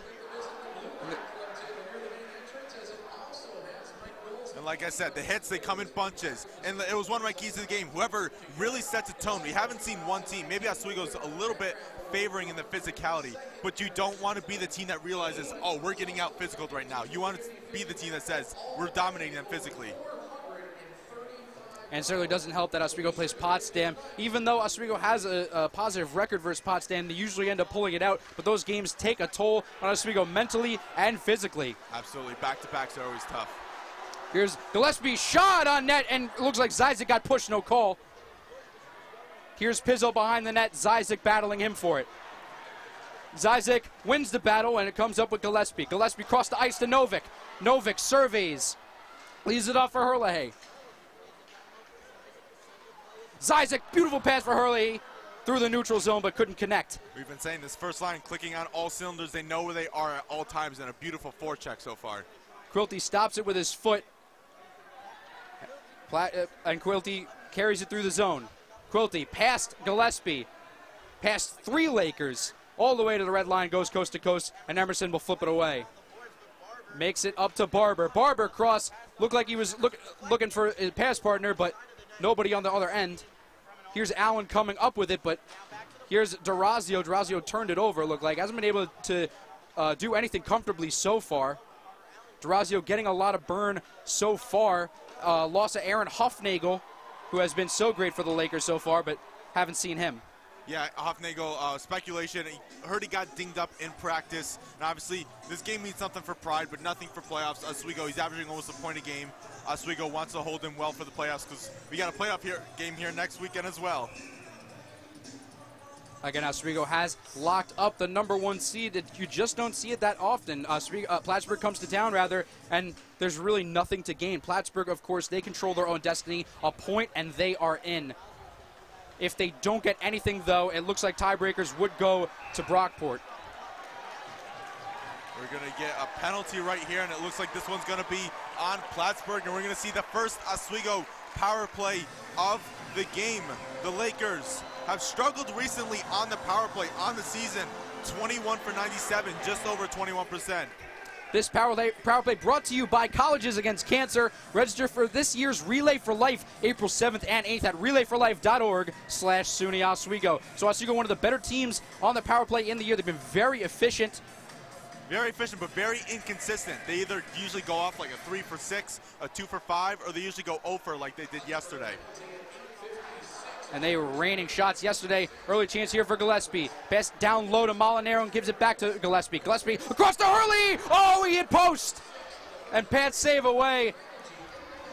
Curry goes back to retrieve it. How many times did we see yesterday them setting up for that Hurley one-timer? Not really a strong suit, but an absolute wide open shot right there. Had a chance, like you said, near post. A little bit of a tough angle shot there for Hurley, but definitely has not done anything cleanly in the past 24 hours. Zizek takes it away, keeps it for Oswego. Gillespie, soft pass to Molinaro. Molinaro looking for the wraparound and back to Hurley. Curry near the blue line. One-timer for Gillespie. And now, great job by Barber, creasing that surface area, hitting the floor. Hurley now to Curry. We'll swing it around. Gillespie to Hurley across the ice through the face-off circle, weaves his way through traffic. And saved by Zizek. Bodies hit the ground. Curry will take a wrister. It deflects off a Plattsburgh skater, and now Gillespie. 50 seconds left in the power play. Curry back to Hurley near the face-off circle. To Curry. Slapper on net and wide of the cage. Zizek hits the ground, tries to keep the puck in play. Phenomenal job by Curry at the point. Oswego has not lost the zone.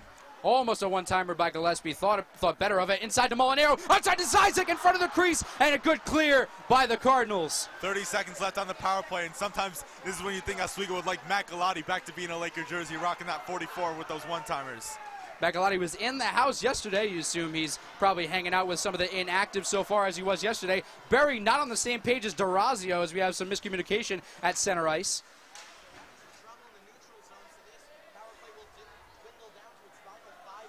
So a little bit of wasted power play on the back end for Oswego. Here's Tyler Curry just chipping into the zone, and we'll get a line change for Oswego. Spink doing a good job behind the boards. Yeah, sometimes you can't always think of power plays as success with just goals. If you wear out their best players on the penalty kill, that's going to come when it matters in the third period. So overall, effective job by Oswego because they held the zone for over a minute and a half. Boy, Jacob Engvall at 6'7", just towering over everybody. Richer has to leave his post and flip it outside. We almost just saw A.J. Durazio attempt to try and knock Jacob Engvall on the boards, but I don't think it worked out very well for him, Ryan. Yeah, 5'9" versus 6'7". I'll take the odds on that one. Novick behind the red line, battling with Rich McCartney. Here's Novick. Novick gets planted by Middleton. At center ice, Gillespie takes it away. Gillespie, 3-on-2, leaves it up for Hurley. Hurley inside to Zizek, left wide open, but couldn't capitalize. That's a phenomenal forecheck can do for you. Can create odd man opportunities in defensive zone. 2 times Oswego scored against Plattsburgh earlier this year. It was a result of their forecheck in Plattsburgh's defensive zone. It's so valuable. Allen faked the handoff to Gillespie. Almost taken away by Hurley. He had a wide open chance with Pareda. Taken away by Desnoyers. Desnoyers and then flips it out to Stallard. Stallard crossed the ice, missed the cage. Phenomenal defense by Mike Gillespie, trailing on the 3-on-2, knew exactly how to play his assignment, got back to deflect that pass. Phenomenal defense from what we usually think of an offensive forward. Gillespie, absolutely brilliant play. Isaac couldn't connect on the cross-ice pass. Take it away, DeRocher. Here's DeRocher, the big man showing off the stick moves. Will just chip it into the zone.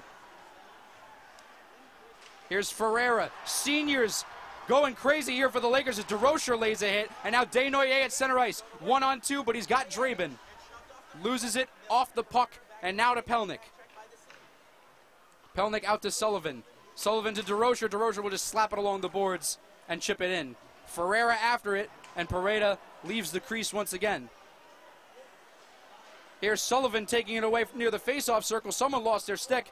Sullivan gives it off to Logan, so turnover there for the Lakers, trying to keep it in the offensive zone. Yeah, little plays like that from Tommy Horn, making those turnovers in the neutral zone means Plattsburgh can't get a rush, and Oswego now coming the other way. Sullivan leaves it off for Molinaro. Molinaro into the glove of Pareda. Not many stoppages so far. Pretty quick first period, gone 13:30 already. I think we've only had 2 or 3 stoppages at most. Like the back and forth play, and it really helps the physicality and keeping the momentum going. So seniors have played very well for Oswego so far. Like I said, DeRocher, the story that he's had. David Ferreira has missed some time with injuries so far this year. Good to have him back in the lineup. Quick little flip out to Pareda. And we'll get another face-off. Mitchell Hurley playing a little bit of a role tonight for the Lakers. It'll be up to Mitch Hurley to start making plays. Came out so big for Oswego and Whiteout Weekends past, whether playing so well against Plattsburgh or winning the game altogether against Potsdam. But he has been rattled so far, missed a couple wide open chances. Here's Berry. Berry with a one-on-one chance into the midsection of Pareda, and Pareda swallows it. Pareda far out of the net swallows it, and I think Barry may have been looking for a call, but he didn't really try and sell it, so I don't think he was going to get it. Maybe we'll get another look at that chance, absolutely streaking the speed of him. Let's take another look. Barry wins that, goes past, and you see, almost looked like he got hooked there from number 7 on Plattsburgh, Andrew Pizzo, the freshman, but it was not a hook, a clean defensive play, and Pareda coming far out of the net to make that save.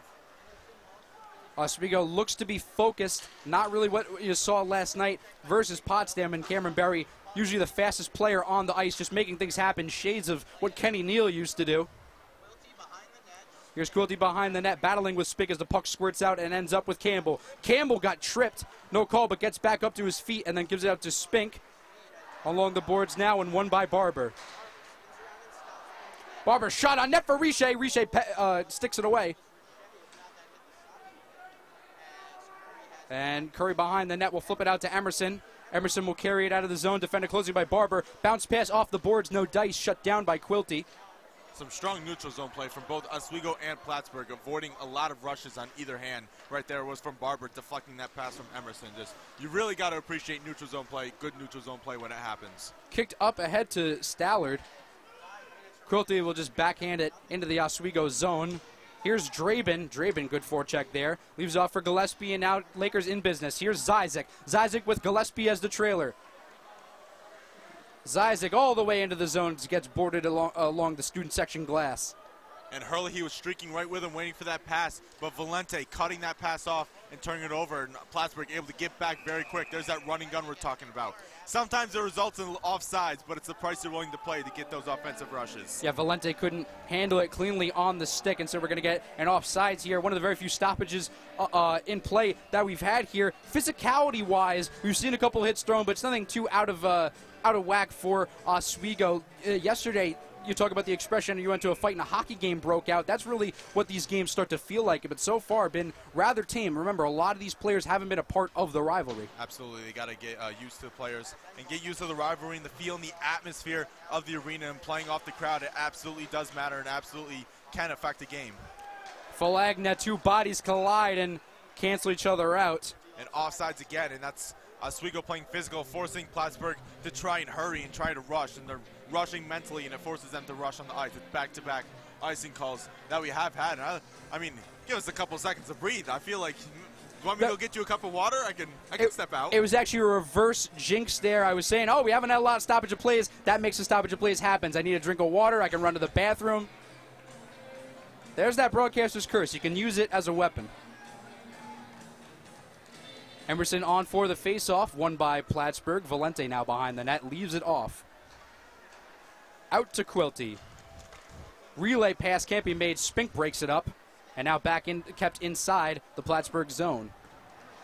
Here's Quilty as a nice hit along the boards by Emerson. Emerson got into a fight at the end of the first period of his Potsdam, if you remember. Love the strength of Emerson going up against Jacob Engvall. It takes a certain type of mentality, and we know the type of mentality that Mitch Emerson has when he's playing hockey.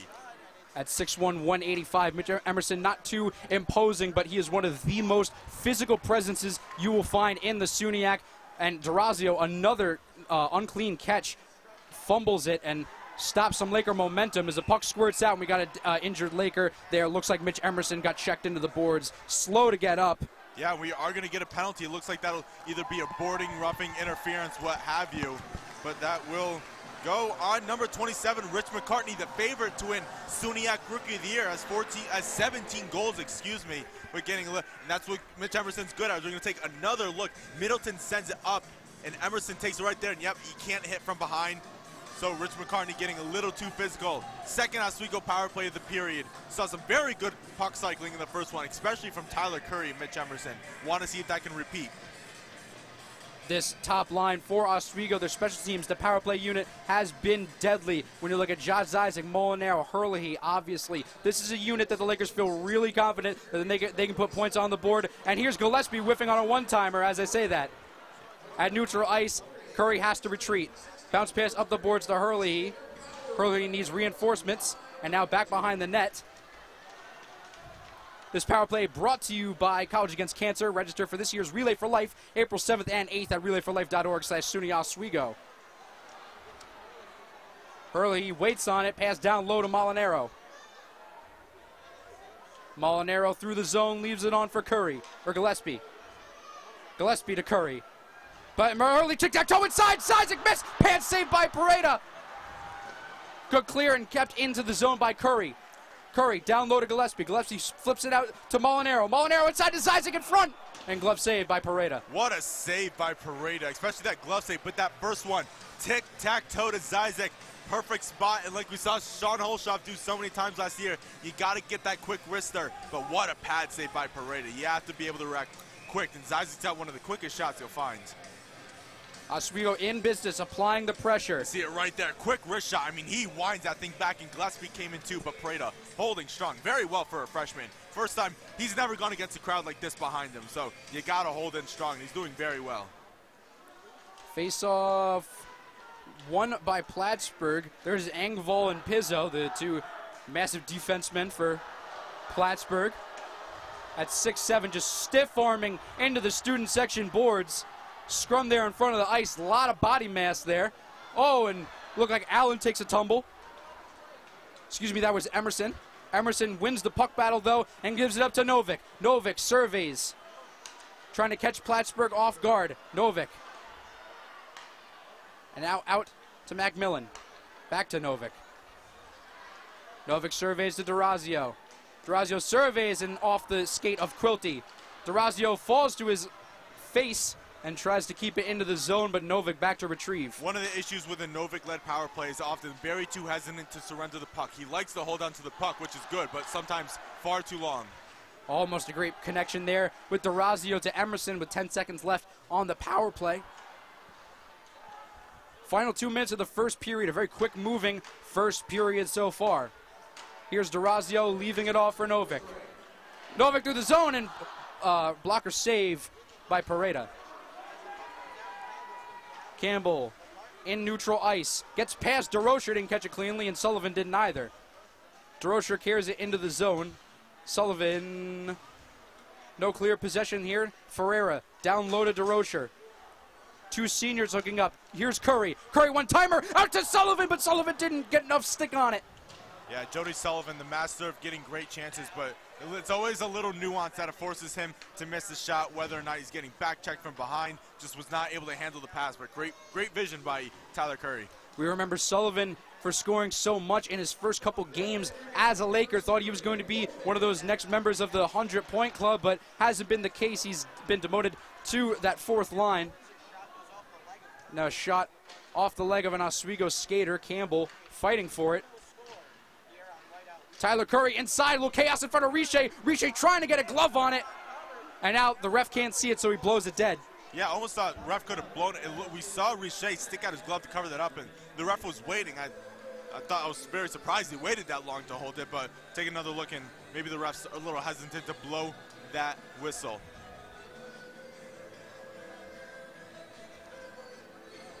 .40 seconds to go left in this first period, still 0-0. And where would you rather be than right here with us on WTOP 10 Sports?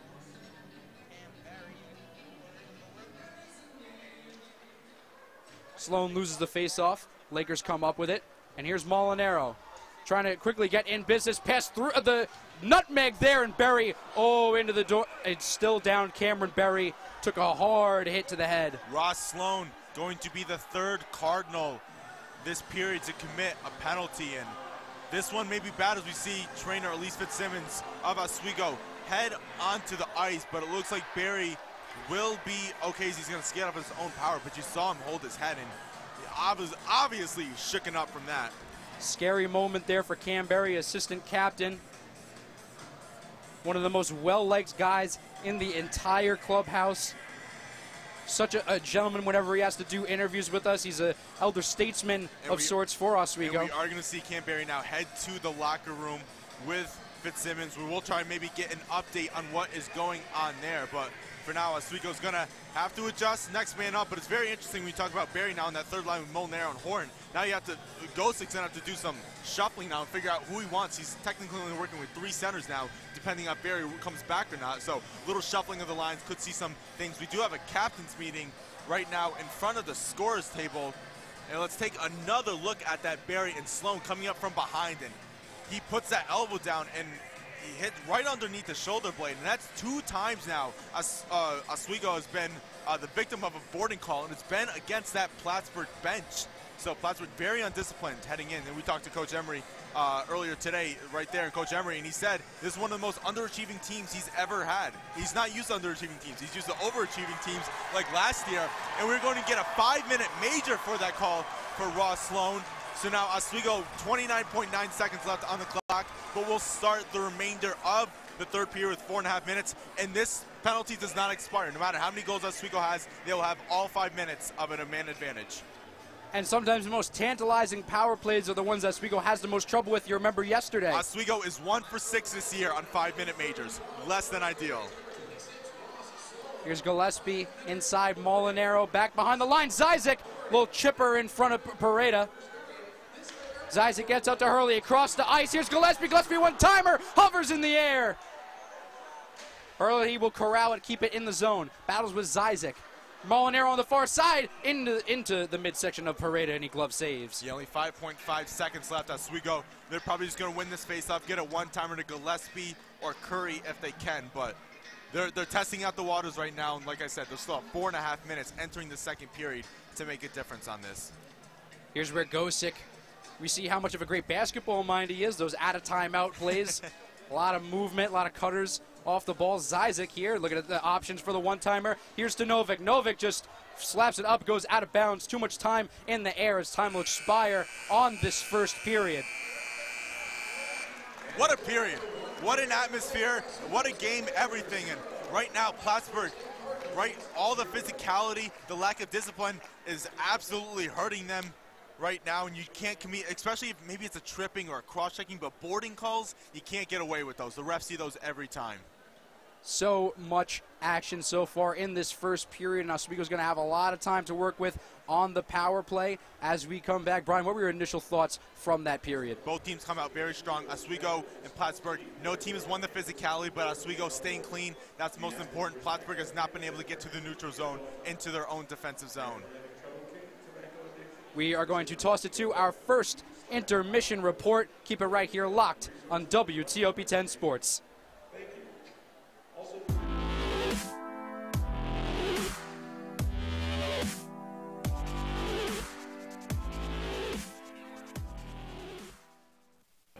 And then she was like, yeah, and I was like, no. And then she was like, yeah, and I was like, yeah. Oh my god. Oh my god, what?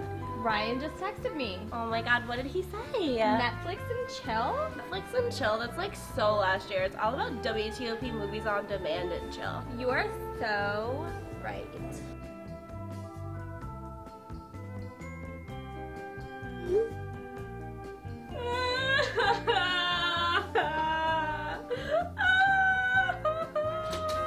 Yo, bro, what's wrong? Yo, bro. My girl left me, bro. But why? Because I don't watch WTOP 10 movies on demand. This new dad is picturing a tree house in the sky, but he's ignoring the instructions. Good luck, big guy. His kids know that he's building without a clue. Never been so good with nails and glue. Now we're trapped inside a box. I hope mom knows what to do. Mom! See, you don't have to be perfect to be the perfect parent. Thousands of siblings in foster care will take you just as you are. Hey, it's Ava and this is Tess from Do Your Selfie, where we recreate the hottest looks from today's biggest music videos. After cleaning out our closet, we have a lot of clothes we don't wear anymore. Like this old pile of t-shirts. It's not garbage, it's actually a new rug. And to make it, all you need to do is cut, tie, and glue. Cut the t-shirt into strips. Tie the strips into knots. And glue the knots to the bath mat. I love it. Give your garbage another life. And recycle.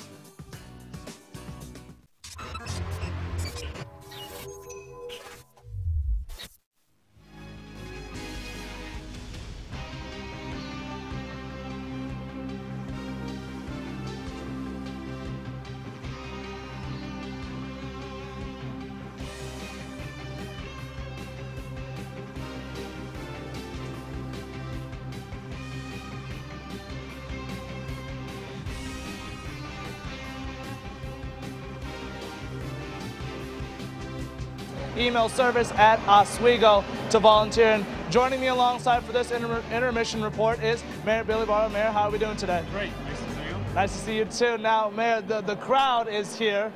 How are you feeling, though? How are you feeling about tonight's matchup? Good. It was really an honor to drop the puck to get the game started, and I try to make a game once a winter, so this will be my first one this year, and so far I have a good time. Well, you know, if this the first game for the winner, then the best game you picked for Whiteout. Now, on the rivalry itself, we had talked earlier about the rivalry between Oswego and Plattsburgh. What does it mean for you and for the community as well? Like, how have you seen them react? Well, I think in any sports, for any rivalry, you always want to win. That year, it's been a while since we won at home against Plattsburgh. So I imagine if we get a good victory tonight, it looks like the team's playing well. There'll be a heck of a party maybe downtown and on campus later tonight. So it's good for the community. It gets the community spirit going, pride with SUNY Oswego and the city of Oswego. It's good to see, and it's a good rivalry. Right. And you know, in terms of the city of Oswego itself, a lot of things have been happening. But in terms of hockey itself, I want to ask specifically about Coach Ed Gosick. You know, this season was a tumultuous season. This summer, unfortunately, Coach Mary Gosick passed away, and today Plattsburgh came out with shirts commemorating Mary Gosick. How was that for you? How did you take that? Well, Coach Gosick and the entire Gosick family, they're just great people. And he's a great coach. More importantly, he's just a really good person. And I've been fortunate to get to know him over the last few months, helping with Mary's foundation, Peaceful Remedies. We got them a space in the city of Oswego. So I've been involved with that a little bit, but just great people. I'm happy to be a part of what they have going on, and they're just a figure in the Oswego community. And I'm happy to represent the community with people like Coach Gosick in it, who are so important to this community. It means really a lot to me personally. Absolutely, absolutely. Now, I'm going to ask you a question that I'm sure you've been asked quite a lot. but everyone wants to know about the Taco Bell that will soon be coming into Oswego town. So I know you were ecstatic about having that decision fall through. Just give me a few comments on what's to come for us. You know, Taco Bell's been trying to come to Oswego for so many years, and for some reason, every time a proposal came up, it was just something was in the way. So my administration, we came in 2016, reached out to Taco Bell, kept them in the loop. Every time a vacant lot would come up, we would tell them about it to try to get their attention. Finally, a location worked. We got them to the planning board. They sailed through no problem, so they want to break ground in October. In October, okay. So by the time the Taco Bell comes through and everyone's lined up, I'm sure you'll be there too. What's going to be your order? I'm going to order 2 soft tacos and a large Mountain Dew. Large Mountain Dew? Large okay. Mountain Dew. Well, we're going to see exactly what falls through. We're going to see what happens later on in this game. Stay tuned for after the break. For the intermission report, Nate Moser and Corey Stephen will come back on and give their thoughts on the period. You're watching WTOP 10.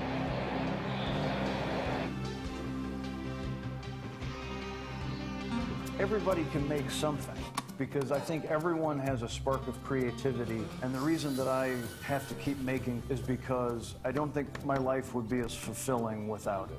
If you make things yourself, that means you're not cowering in fear. You're out there taking chances. That, I think, is my way of saying I love you to the world.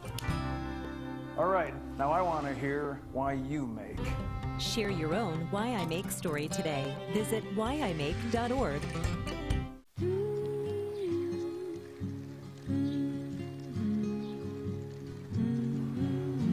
Of all the things you've done with your bike, donating it to Goodwill may be the most incredible of all. Goodwill. Donate stuff, create jobs. My new dad teaches me all kinds of stuff. I wouldn't use this one. He helps me with my decision making. Never. And he's even teaching me how to drive. And that's why cars have bumpers. You don't have to be perfect to be a perfect parent. Thousands of kids in foster care will take you just as you are. And then she was like, yeah, and I was like, no. And then she was like, yeah, and I was like, yeah. Oh my god. Oh my god. Ryan just texted me. Oh my god, what did he say? Netflix and chill? Netflix and chill, that's like so last year. It's all about WTOP movies on demand and chill. You are so right.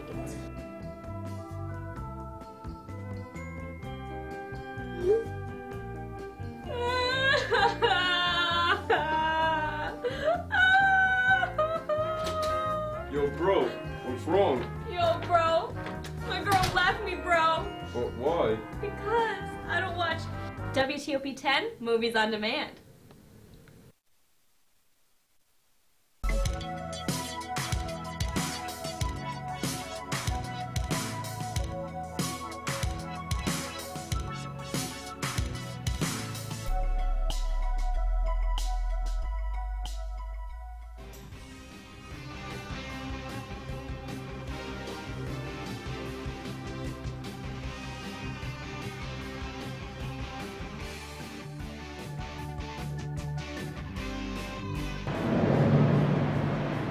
And welcome back to the first intermission report, brought to you by SUNY Oswego Community Services. Email service@oswego.edu for volunteer opportunities. Nate Moser and Corey Stephen back here for the intermission report. Now, guys, that first period was pretty chippy. I'm not going to lie. There was a lot of bodies flying, a lot of people being moved around the ice unwillingly. Just what are your thoughts on what you've seen? Yeah, it definitely hurts to be out there on the ice right now. I definitely, this is one of those times I'm glad I don't play hockey. No, yeah, absolutely. It's been a rough game, and interesting to see how it plays out. Maybe that was like the feel-out period. Maybe this period we'll see more of a high-flying game. Yeah, there were a couple times where you saw bodies go for both teams going crashing into the boards and stuff. Teams getting tangled up. These teams don't like each other, so you can tell through this rivalry. And with the hits, I mean, there was one hit where I thought someone was going to flip over or something like that. Didn't happen. It's a tabletop happening. Absolutely. More to come, though, as we'll see. But yeah, no, absolutely. We've seen a lot of things happen on the ice. One thing, the physicality of it has been at a high. Now, Corey, you mentioned earlier, but do you think this will continue, or is the game going to slow down, maybe come more down to skill? I think Oswego's going to push this more to a slower paced skill game and waiting for those shooting lanes as they were on the power play. You always hear everybody saying, like, shoot the puck, but those players are waiting for those shooting lanes, which aren't getting opened up, which credit to Plattsburgh. But I think it'll be slowed down just a tad, especially after that 5-minute major. Yeah. I think things will slow down as well. I agree with you there, but I still think the physicality, though, is still, it's going to be there through this whole game. Both teams obviously have a lot on the line with this. I mean, not as much for Oswego, but both teams are the going. Streak's a lot. The streak especially. So we're going to see some of these big hits there for the Lakers, actually on both sides and stuff. But I mean, bodies crashing and stuff. I mean, as you can see there, and as you can see, Tommy Horn, one of our faces to watch, people sliding into the boards, getting crushed. There was my guy Engel, your guy Ferreira laying down some hits, so I think we were pretty spot on with a couple of our players to watch. No, absolutely. I mean, Corey, you mentioned your players to watch, Engel and Emerson, getting right into it, pretty early on in the first period. The fans are loving it. The players, maybe not so much, but it was definitely loud. Oh yeah.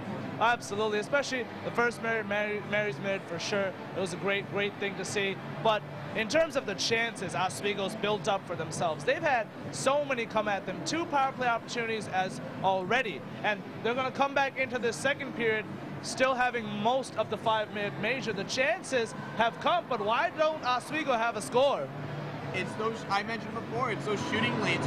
Oswego only has 8 shots on net, which, I mean, that's not too bad. You're on pace for about 24 shots, which is a little low, but it's not enough to beat this Plattsburgh team because it doesn't matter that Plattsburgh's 6th in the SUNYAC right now. They're playing up to Oswego's level like they always do. So this is a big game. You got to have big shots. Yeah, you got to find the passing lanes, and I think, like as you said, people always want shoot the puck. Well, if there's so many there's no lanes whatsoever, and they're doing a great job back checking. They're clogging up that slot area right in front of the net. Absolutely. There's nowhere to go. Oswego's trying to make those slot passes. They're not there. That's why they're passing all the time. There's no good looks. You're not gonna have any good looks. You're kind of stuck. Yeah. Especially on the power play, they're keeping it to the perimeter. Yeah. And it was really tough for anybody to get a shot in. And then once Plattsburgh forced them to make a couple of those passes, they would get more aggressive, throw little poke checks in, and almost land up with a couple shorthanded chances. Talking about the power play, I'm sorry to cut you off, but on the power play itself, is Oswego just making too many passes? Or is it just Plattsburgh defense that have been holding very strong? Definitely a little column A, a little column B. Plattsburgh's clogging up that box and not getting anything going through the slot. Oswego's having to go all the way around the ice, and a couple times we did see a couple cross-ice passes. They were either behind the player or off the skate or off the stick, and they couldn't get a clean shot off. So, yeah. And if you're Plattsburgh, you got to play that aggressive style too. You got to force the Lakers to make a miscue. So far we haven't exactly seen it yet, but it could lead to turnovers, in favor of Plattsburgh, and who knows what goes from there. Yeah, let's talk about the netminder for a little bit. Jimmy Parita, he's been playing fantastically. 8 saves on the night tonight already in the first. Doesn't seem like much, but when you only see 2 saves for Richer, Parita's been holding strong. He's only a freshman. So, Corey, do you think he's going to be able to hold on to that? In fact, the whole defense, do you think they're going to be able to hold tight, or is Oswego just going to wear them out? It is. Being a freshman, all these goalies on, except for their 3rd string, but he hasn't seen a minute of time. Plattsburgh, both their goalies that have seen playing time, both freshmen. We talked about Richer and how he was sitting in the stands watching the Whiteout game, wanting to be there, and at least he knew. He knew what it was going to be like, and he was craving it. You see, Pereira, he does. It's a huge role to step into, and he's doing great. Right now. I think you see the defense wear down a little bit. I think to be able to keep that type of aggressive nature, it takes a lot of energy out of you.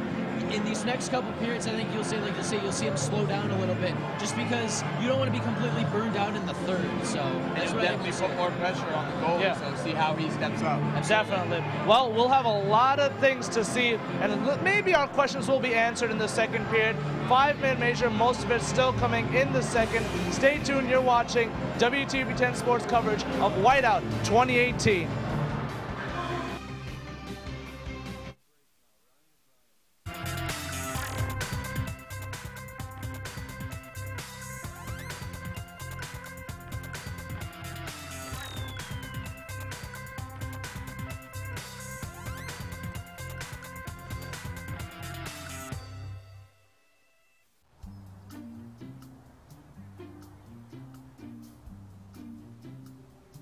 Don't worry. 74 people were picked before me in the NFL draft. To fight childhood obesity, United Way and the NFL are helping kids play at least 60 minutes a day. Okay, time for the team obstacle course. What this place needs is more healthy kids. To get involved or donate, go to unitedway.org/play60. Now I get it.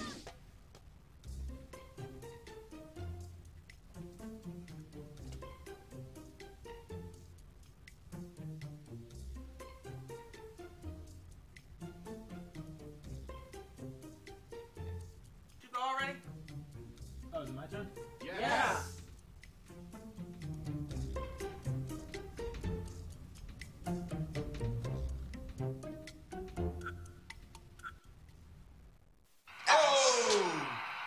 Checking your fantasy league?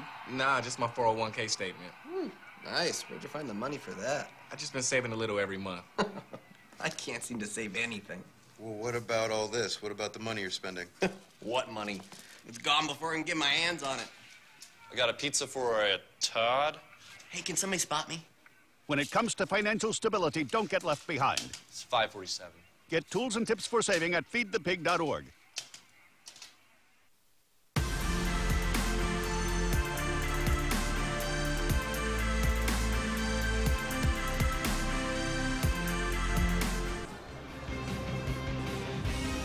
And welcome back to our second period of Oswego versus Plattsburgh. It's Whiteout Weekend, and that's what I like to see from my politicians, Brian. That's accountability. You know, we met with Mayor Barlow when he said that the Taco Bell was going to happen. He said, I'm going to order 2 soft-shell tacos, a Mountain Dew. We just asked him again, 2 soft-shell tacos and a Mountain Dew. That is what I like to see, accountability. Absolutely. And we're now going to toss it to our sideline reporter, Amanda Zampano. Amanda, how are you? Whenever Oswego and Plattsburgh play each other, we see an intense game, and that's what we got during that first period. I was down on the bench, and you would expect maybe the players would be talking about something, but they weren't talking about anything. They were obviously really focused on this game, and that's what they're going to continue to be focused going to the second and third period, because that's what these players need to be. They need to be focused on how intense this game is and how physical this game has been. Back to you, Brian and Ryan. And thank you very much, Amanda. Just going back to Mayor Barlow, I would have, I guess, preferred a Baja Blast. Like, you can't go wrong with Baja Blast. No, you can't, but there's 2 soft-shell tacos. That's playing it safe, I'll say. And I would never say that 2 soft-shell tacos is a bad order, but when you've got things like the quesarito or things like that, there's just a very safe play, very malaise. Come for the grade A hockey broadcast, stay for the fast food takes. And we've got more takes serving up right here in the Steve Levy press box. Oswego taking on Plattsburgh, a physical first period that ended with a 5-minute major for the Cardinals. And this is not the first time this has happened to Oswego. Remember the Canton game, the Fredonia game, the Brockport game. They're very familiar with these 5-minute majors, but 1 for 6 on the year. 1 for 6 is terrible. And you remember last night, Oswego with a 2-man advantage couldn't do anything.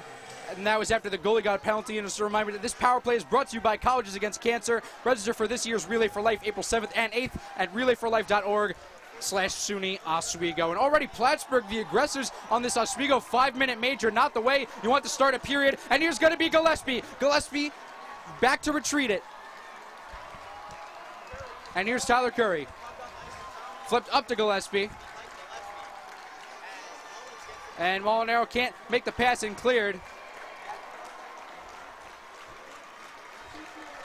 And you see right now, the reason that the fans haven't stopped cheering right now, Mary's Minute back.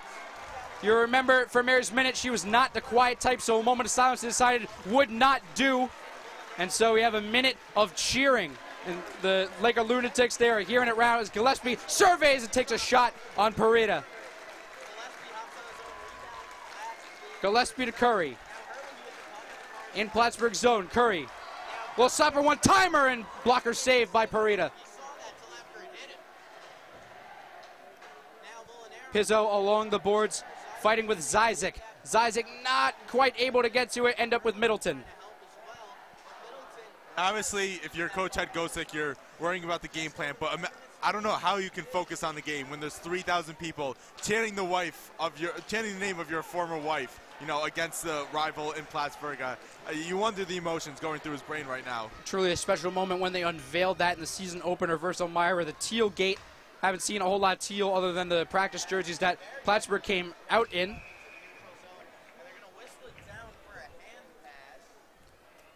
And there's a hand pass there. And we're talking about, the tributes to Mary Gosek. They just keep coming. You look at that heart at center ice right below the ship's wheel.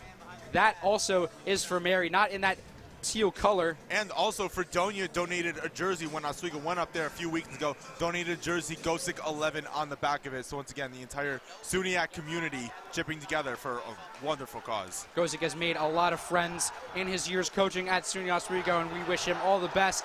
As most of this power play has expired, Macmillan behind the net as it dribbled just a little too slowly for him. Novick near the blue line.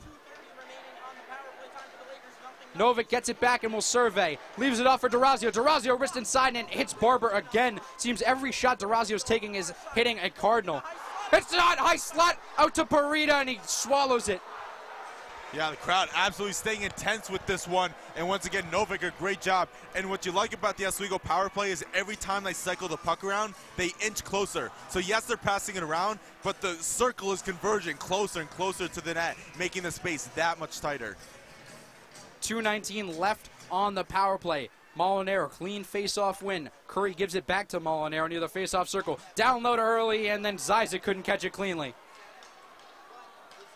Here comes Owens for Plattsburgh. Owens, spinorama, takes a nice hit from Zizek, and Oswego get the puck back. Now 2 minutes left on the power play. Let's see what they can do with standard time. Hurley will chip it into the zone and lose a foot race. Parita left his post for momentarily. Zizek trying to win the puck battle along the boards. Gillespie gives it back to the captain. Hurley down low to Molinaro, just past him.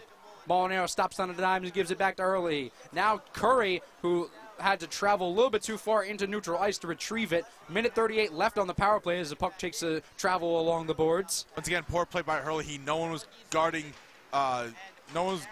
Tyler Curry. He had a perfect chance to get it right to him and shot it too far, forced the Lakers to retreat, and another time they have to reset on this power play. Minute 20 left on the power play. Good clear there by Jacob Engvall.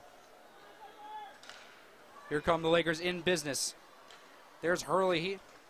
Berry back from the locker room. Spink leaves it off for Novick. Novick to Macmillan, one-timer and off a Pizzo skate. And just a minute left on the power play. Another clear by the Cardinals, doing fantastic on this penalty kill so far. So Oswego's man advantage Blues continue. Yeah, absolutely. Oswego struggling a little bit against the boards where Plattsburgh's winning, and Plattsburgh is converging on Zizek and Barry in the middle. Zizek and Barry are the people they're giving the puck to, and they are just converging on that low slot. And that's prime real estate, but Plattsburgh right now has some houses on that real estate. Novick near the blue line. Harassed by Lawson. Lawson inside. Emerson tries to stop at a dime. Spinorama. And Pareda makes the save. Mitch Emerson with 5 power play goals on this year, second on the team. He's going to sit at that post and just wait for the puck to come to him as he did right there. Takes some good stick handling to get that puck past the goalie, but was not able to as Pareda covering up quickly. Yeah, when Mitch Emerson gets to battle down low and throw elbows, I think the expression is a pig in. Well, I'll let you finish the rest. At neutral ice here, Curry will flip it all the way out to Gillespie. They're going to go almost on the doorstep of Riche to go all the way back. Zizek spin around, caught it cleanly. What a catch by Zizek. Zizek inside to Pareda, shot blocked away. Oh my goodness, Josh Zizek making the offense for himself. We will have to take another look at that because you don't get that angle, that flexibility to get into the crease, but he did right there. And we're going to get an offsides. Lakers a little dismantled, but we have to take another look at that. Josh Zizek with a phenomenal play, but you have to be able to finish. Power play expired there for Oswego, so not a lot of chances, a lot of good offense, except aside from that highlight reel play by Josh Zizek, one of the top goal scorers in the country. Georgia loses a face-off. That means Oswego moves to 1 on 7 on 5-minute majors this year. I'm no math major, but not good. When I punch those numbers into a calculator, it makes a frowny face. About 15 minutes left in the second period, still knotted at 0 this whiteout weekend. Remember, last year was particularly low scoring until the final moments, hoping for a less dramatic finish than that. Absolutely. 0-0 through 2 periods. We could see the same. Ferreira lost it. Sullivan behind the red line. Ferreira and Sullivan battling with 2 Cardinals. Puck gets lost. Ferreira now on the ground, being shoved to the ground, and we're going to get a whistle here. And we're going to toss it to our sideline reporter, Amanda Zimpano. We're back with Anthony, and he's going to tell us a little about the relationship that he has with Coach Emery. So tell me about your relationship with Coach Emery. Yeah, you know, Coach Emery and I are we're pretty tight. You know,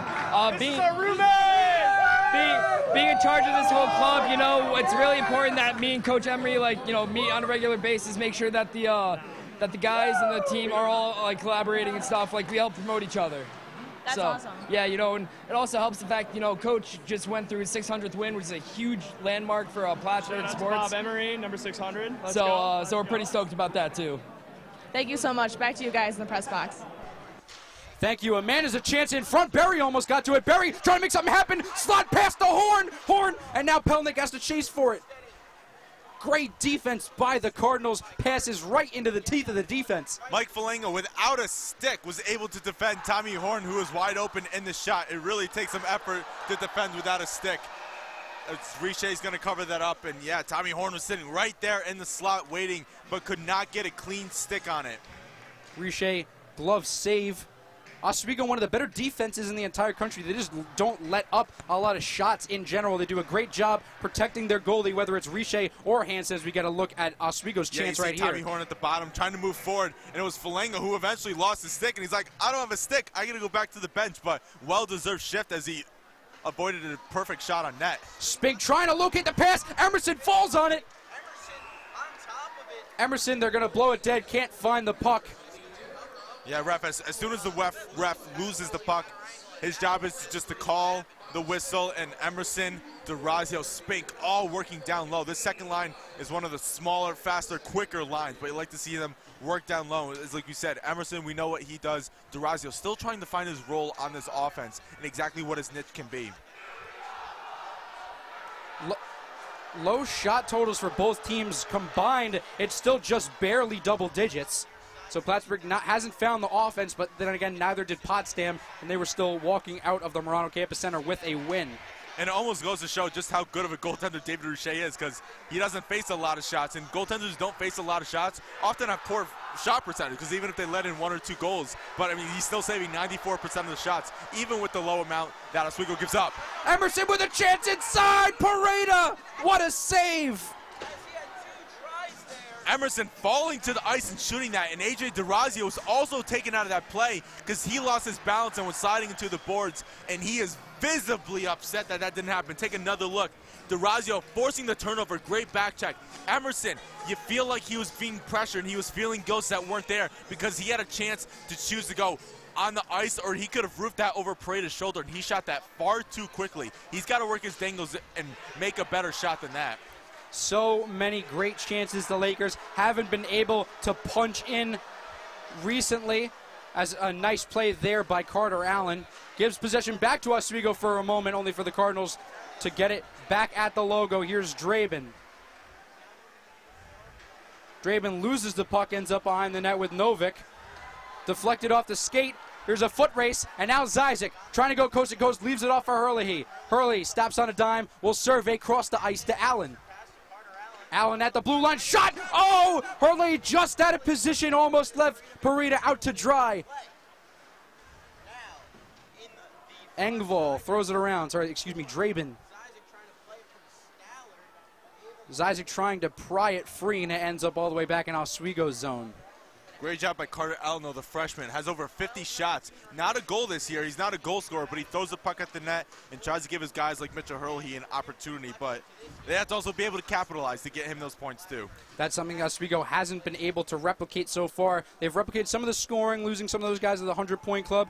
But that power play quarterback, that defenseman, no Steven Johnson for the Lakers this year. Or even a Chris Ragaseo like that, too. Just very difficult to find someone who can score from that blue line. Through the zone, here comes Sloan. A punishing hit delivered to a Cardinal. And now at mid-ice, Oswego gets it back. And here's a line change for Oswego. Complete platoon swap. Carried through the zone. It's going to be a 3-on-3 chance.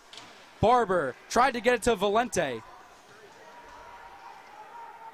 Battling along the board. Puck squirts out, and here comes Horn. Horn trying to skate with it. Good defense. Harassed there. Cameron Berry holding up under pressure, just shoots it behind the line. Lucky bounce, though, gets it to Campbell. Campbell throwing it behind the boards there, and no one able to collect it. Campbell gets the bounce back, though.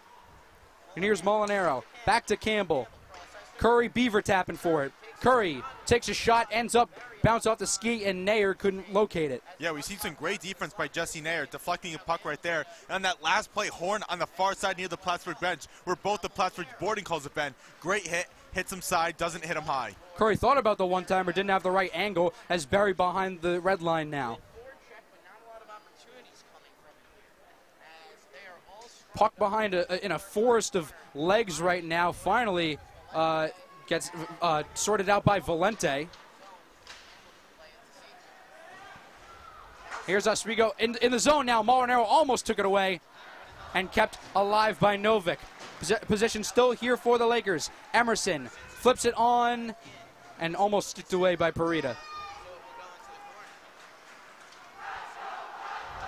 Halfway done as a Let's Go Plattsburgh chant just erupted here in the Marano Campus Center, and the Boo Birds come out to meet the Cardinals. Quilty tried to chip it into the zone. Great defense here for Oswego. Pass right in front, Riche. Riche trying, and a nice save there by Allen. 90 minutes without a goal for Oswego now. As puck inside, McCartney almost had it, and Spick will take it away. Edmonton at 90 minutes, 30 so far, 60 all of last game. It really has been a struggle for Oswego with their friends or rivals up north. Potsdam and Plattsburgh still getting the best of the Oswego offense. Hurley showing off the afterburners. Leaves it on for Gillespie. One-timer, just caught more ice than puck right there. Gillespie sprinting to try to make up for his mistake. Behind the net there, Draben's got to be careful.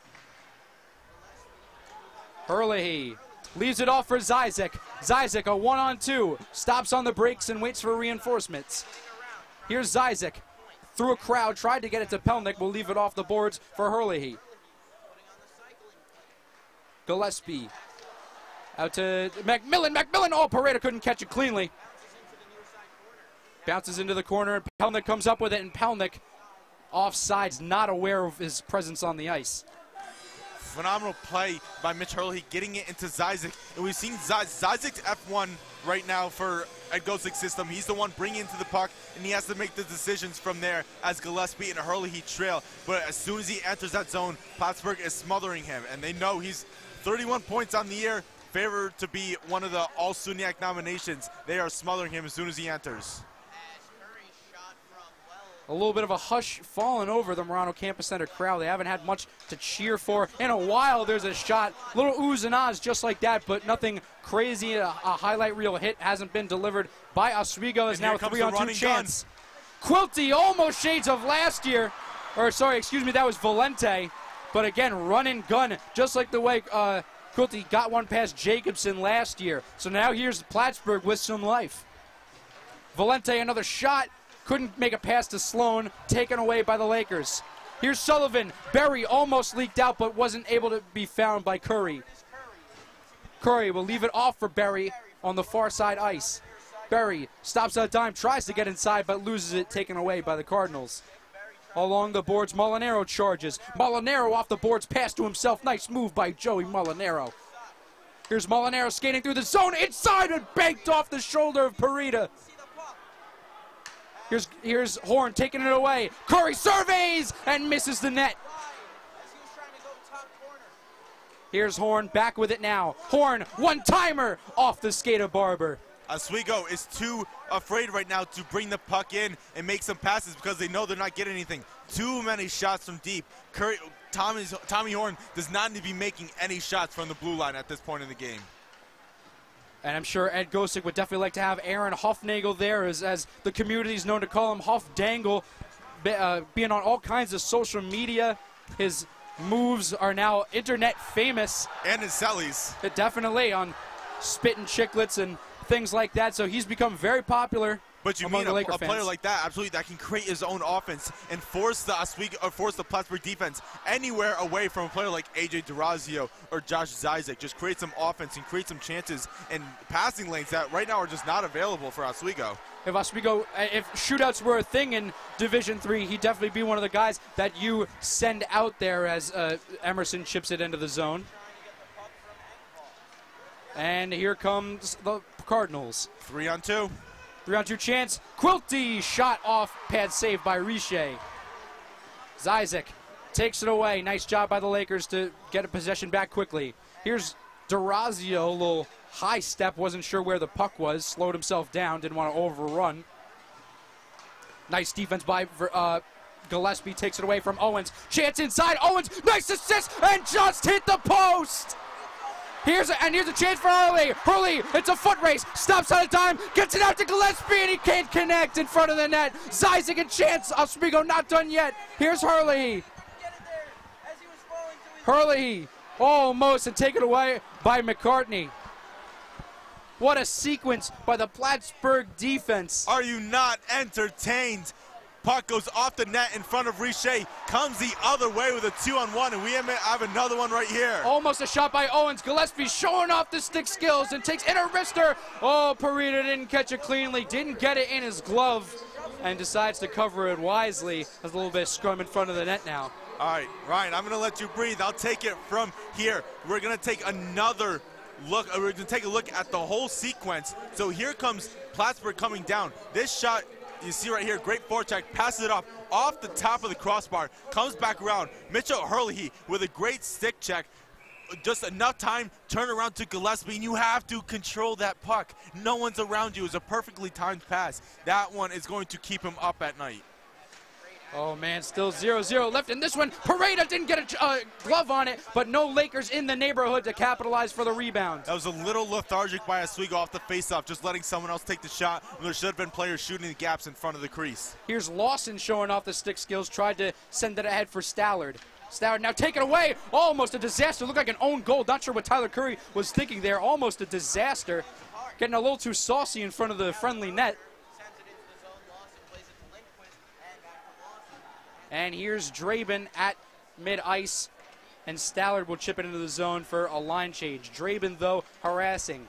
Here's Spink. Spink leaves McCartney in the dust. Here's Emerson. 3-on-2 chance. Emerson leaves it up for Campbell. Campbell one-timer. Bad save by Parita.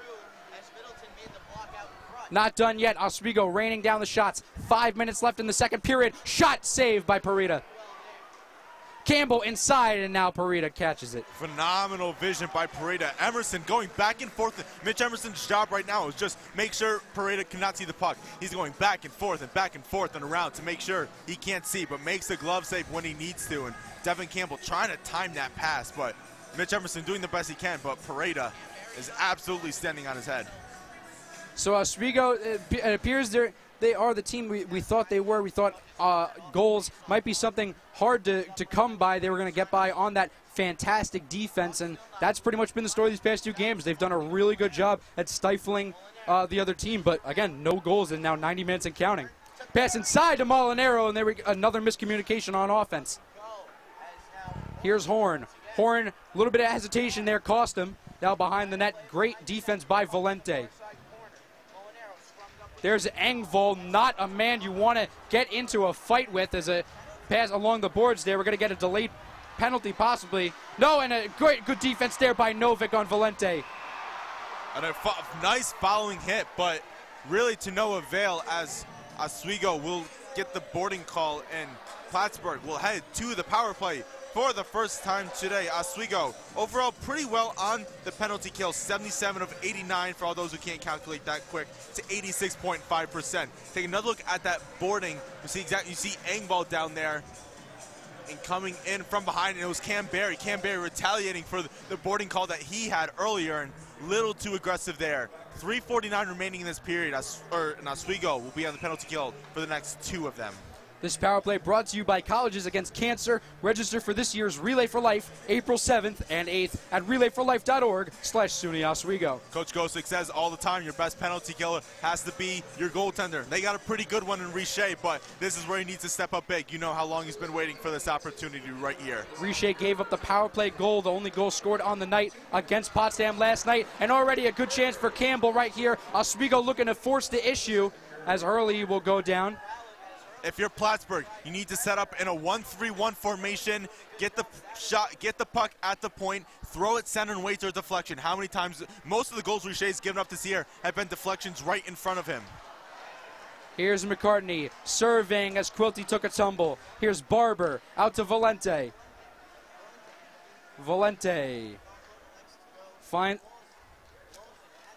Almost leaves it off for Barber. That was Lawson. And a little fumble there exchange as Hurley will prowl and force the Cardinals all the way back into their own zone. And you may be saying, Brian, it's so tough to score on a deflection, but the likelihood or percentage of getting a puck past Richer on a deflection is much better than trying to beat him on a wraparound or anything else, because that guy's elite. You need to beat him on chance and on numbers, and right now your numbers are lining up and shooting at center, hoping for a deflection.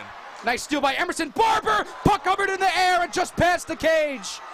Here's Hurley. Hurley will clear it away. Richer standing in strong, but this is the closest that he's had to giving up a couple of goals now. We've seen two maybe nip the bar.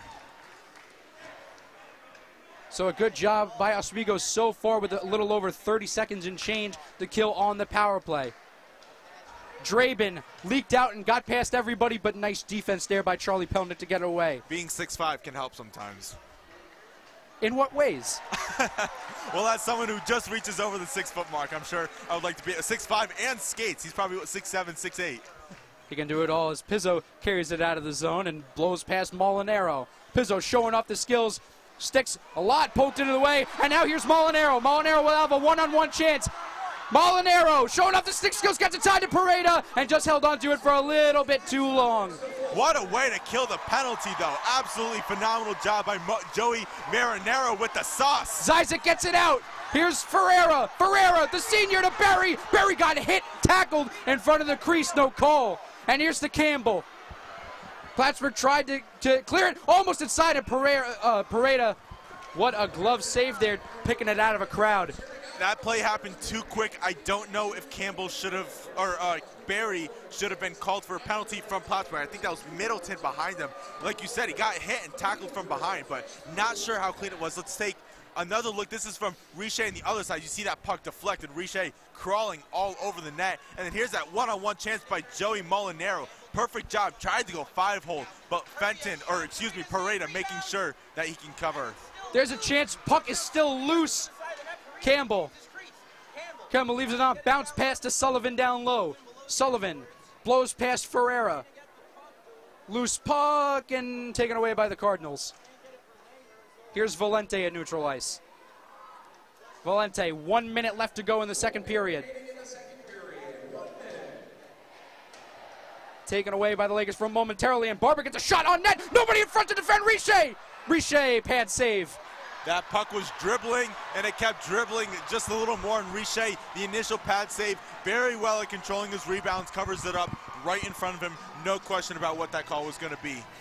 Looked like that was Valenga waiting right there, waiting to deflect that puck backwards. So there's that Oswego defense we talk about so much. You talk about they don't let a lot of shots off there.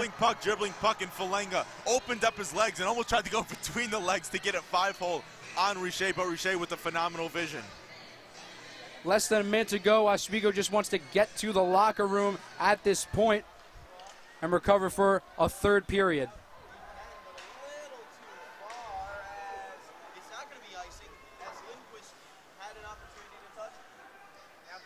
Here's Allen. Allen flips it off. High riser off the glass.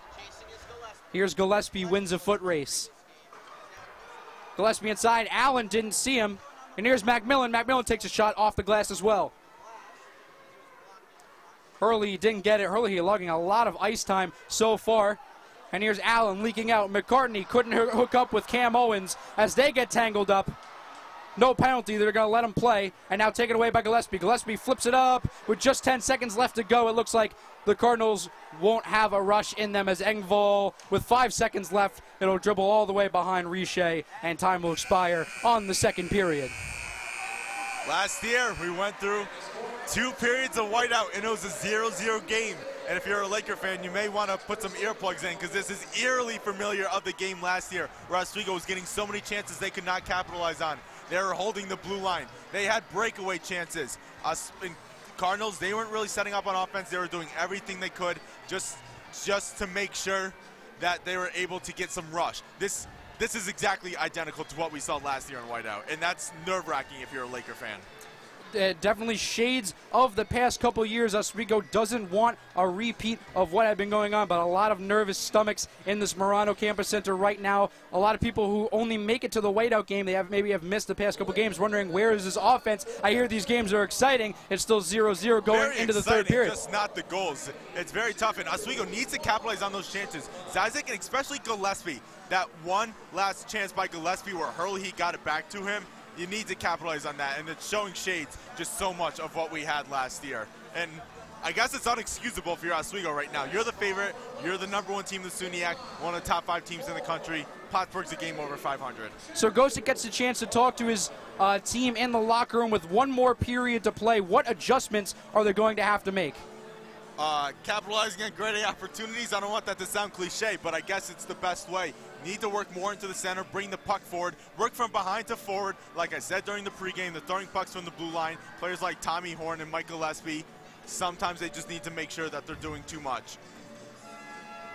Oswego, again, the shots, they keep coming. The opportunities, they keep coming. Power plays, no matter what. There should be all these favorable chances for Oswego and no dice. Why do you think the Lakers have struggled so much, whether it's a 5-minute major, whether it's a 2-man advantage for the full duration of a power play? Plattsburgh is converging on one player, and they're taking one player, no matter the sequence, they're taking them out of the game. And once they ruin one player, forces a turnover, and they're coming back the other way, and they're starting the rush like we've seen, and it's making them uncomfortable on defense as well. And this is the first time that the Cardinals have faced Riche.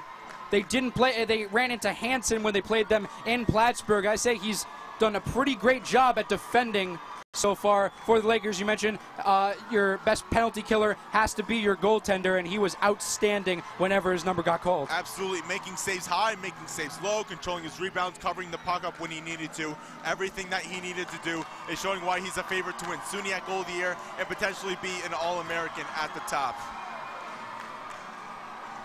We've got a senior interview lined up for you coming shortly. That's why you haven't seen the beautiful face of Alif Karim and those in our perch. We're going to have David Ferreira joining the program in just a minute. Going to be meeting with our sideline reporter, Amanda Zampano. He has a lot to say about David Ferreira. Fast, gritty player, focusing on the speed of the game, but he has to get back on defense. So this is I'm sure he'll have a lot to say. Looking forward to what he has to say.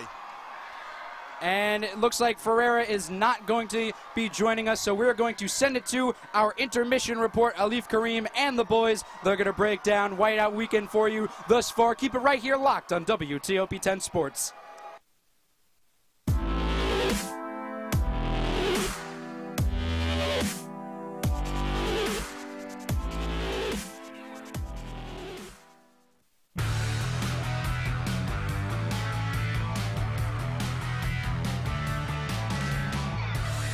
Get all your soccer news every Wednesday at 10:30 on WTOP 10 TV. Pretty much a good day for me would be people leaving their hands off of me. I'm always called names. Everywhere that I go, there's always someone calling me names, calling me gay. I've been choked, thrown up against a wall, punched. Nobody's ever tried to help me.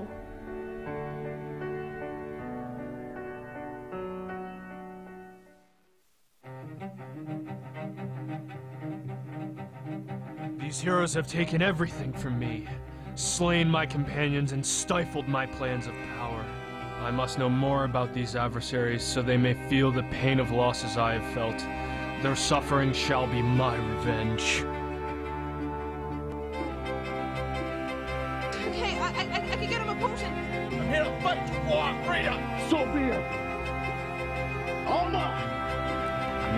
ask you again, Fletchling, where is my lion?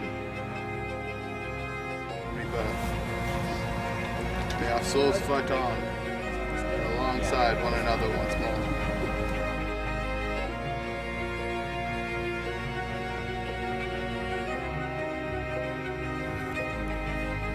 Who are you?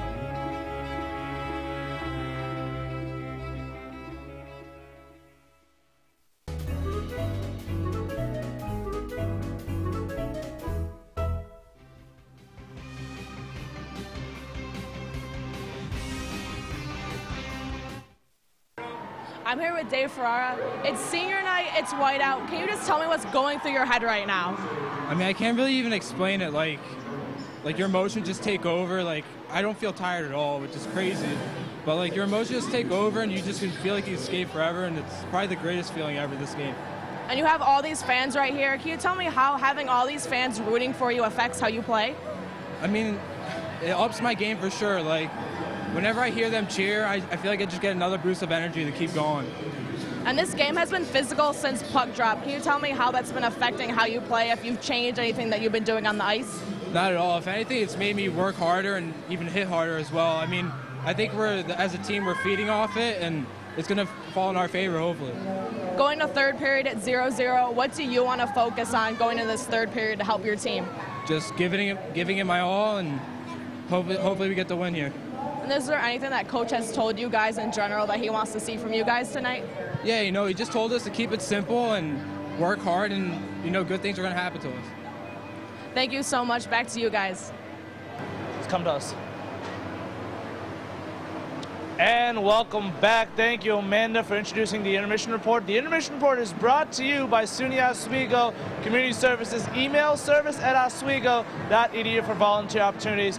Corey Silka, Nate Mosher back here. Guys, no goals to show just yet for either teams, but still as aggressive as ever, and still a lot of chippiness, but again, both teams falling short. What's going on? Both goalies are playing outstanding. We already talked about Moreta, and now Richey got to show off some gloves, some blockers, amazing kick save near the end of the period. It's really been outstanding for both goalies. They're putting on a clinic. Yeah, I don't think there's a lack of chances for either side. I think we've seen a few back and forth chances, one for Plattsburgh, then Oswego, and both goalies have just stood on their head. So Richey, obviously we've expected this out of him, but absolutely on Plattsburgh's side too. Freshman has stepped up. Yeah. And he's going toe-to-toe with Richey here in this game. Yeah, no, he's definitely made his name here in the Campus Center Ice Arena. So I want to come back to the second period. The Lakers start off with 4.5 minutes on the man advantage. What happened there? This is, I believe, their 7th time in the season that they could not capitalize on a 5-minute major. What are the Lakers doing wrong on the power play unit? It's tough because you have to let time, and you're expected to score, much like the 5-on-3 yesterday. And I think they're just waiting for that picture-perfect chance. That's a guaranteed goal. Maybe they need to take a couple more shots. Maybe they got to look for some rebounds, but it's tough. They really haven't been getting too many favorable rebounds on Moreta. He's either been swallowing them up or they'd be sent up into the glass or the netting. So he's playing a good game, and a lot of it has to be on the Lakers too. They got to find something. Yeah, I feel like they need to get more shots off just in general. Don't focus so much on getting like the perfect play. I think there were a few times where it seemed like they were trying to do like a few like pretty passes and stuff. Just focus on getting into the net. Good things happen. I mean, it's a cliche in the hockey business, but just get the puck to the net. It's good, and good things will happen. Yeah, I mean, you say it's a cliche, but you park a guy like Cameron Barry, who, good thing for the Lakers, is all right after taking that rough hit. You park him in front of the net on the power play. He's brave enough to do it, so flop him there. Maybe he'll get something. You got to take shots. You probably need to get a little more traffic in front of the net. I know Barry was there. Maybe try to get at least one more guy in there, because you screen the goalie and he'll completely avoid it. As we see here's some good chances right now for the Lakers. Just missing shots, and Paredes following the whole way. His defense doing a good job in directing the Lakers to one side or the other. Especially you saw on the, I believe it was the Molinaro breakaway. The defense pushed him to one side.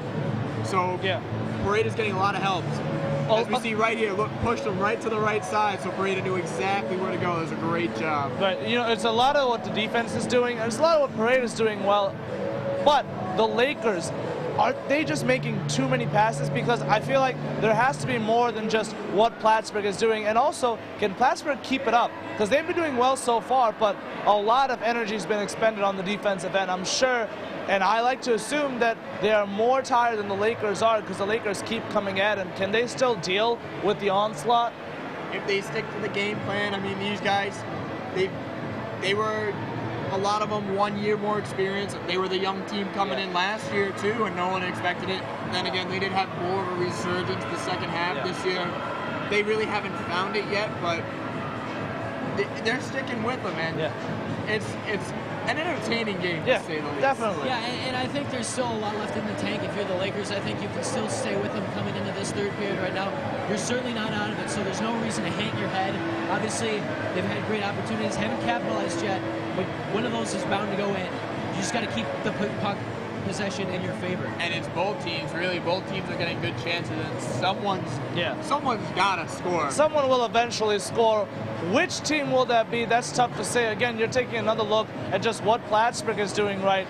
Richer being asked to do a lot more this period than the last, but, you know, he's wanted to start this game, and he's proving, you know, I can keep up with the rest of them, and his season so far has been doing well. Now, can the defense for Oswego hold on? Because it looks like Plattsburgh is knocking at their door, and we've seen a couple sloppy mistakes. Are those going to continue, or can the Lakers find an answer? Nate, you mentioned before, Lakers got to get more traffic in front of the net, maybe another player. We saw every single one of those clips. There was at least one guy in front of the net when that shot got hit, and then another one coming in to come get that rebound, whether it was the guy taking the shot, getting his own rebound, but there were two Cardinals in front of Richer trying to find a rebound every single time, and that resulted in some scary chances for the Cardinals against the Lakers. So they're taking your advice, and it seems to be almost working. I can't say working, they haven't scored. So it's almost like if you're the Lakers, you got to take a chapter out of Plattsburgh's book here. Maybe follow their model a little bit. Get multiple guys, because if one guy's going to get tied up, the more guys you got in the crease, the more it's going to be tough for those defensemen to handle everything. It's all about that balance, having too many guys down deep, and then maybe one or two at the blue line to watch that breakaways. When do you start taking those chances, leaving one guy back, maybe risking the 2-on-1? Yeah, you know, I'm going to come to what we used to play a lot, a little bit of a coaching game. If you're Coach Gosek, what are you telling these players? Because they faced Plattsburgh before, at least a couple of them. But Plattsburgh always seems to have them. What are you telling them to calm down? This is the last game of the regular season for them. What's going on through Gosek's head right now? If I'm Gosek, I got to be telling the team, we're the better team. Yeah. We've been through more, we've scored more, we play better, we have a better goalie, we have a better offense, we are the better team, and we need to go out and prove that. And they've been playing like it, and they just got to capitalize. Forget about what happened yesterday, about having all that bad puck luck. Make your own puck luck. They got to get in there and make something happen. And this isn't the same Plattsburgh team that we've seen in the past few years. That team was obviously very threatening, was one of the best teams in the league. This Plattsburgh team, as we saw in the standings, not that same team. They're young just like Oswego is. But Oswego, more dominant team right now. The tables have turned in Oswego's favor. Just play your game. There's no reason why this stretch should be hanging over you now. This isn't the same team. Just relax, play your game, and you should at least be able to come out here very close to a win. Yeah, you know, I'm going to ask one last question. I know both of you guys had your predictions. Are you going to stick to them or are you going to change them? Well, Corey, you had the interesting one. I want to come to you first. I mean, you always want to stick to your guns and say the 5-1 prediction, but I don't think there's enough. I mean, anything can happen. Anything could happen, right now. Right. But I don't think we're going to see a 5-1 game. Right. 1-0. 1-0. It's tight. It's a really tight game. I'm almost wanting to say Cardinals with the way they're resurging, but I don't know. You just gotta you have a feeling you want to stick with the Lakers. So 1-0, maybe a 2-0 empty net. Absolutely. I'm cutting my prediction by a goal on each side. I said 3-2 originally. I'm going 2-1 Lakers. 2-1 Lakers. Okay, well, we're going to see what exactly happens following the break. You're being sent back to the break with the sweet sounds of Sweet Caroline. Stay right here on WTOP 10 TV for the coverage of Whiteout 2018.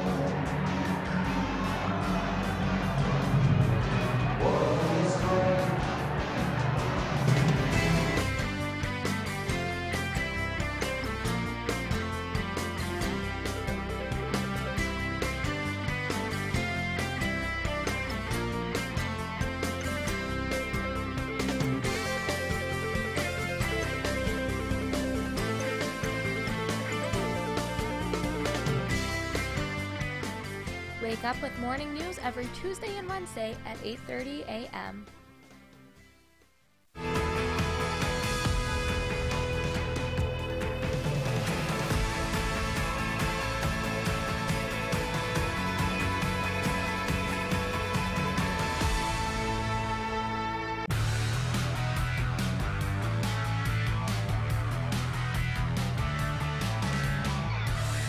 Get all your soccer news every Wednesday at 10:30 on WTOP 10 TV. I'm gonna drink my I turn into a dragon. I'm gonna drop a meteor on the nymph. Health potions don't matter if you're dead, right? Wait, what was that? Guys, can you hear me? Like, what was that? Hello? What are they even doing back there? Guys, seriously, is my microphone even on? Seriously? Texting?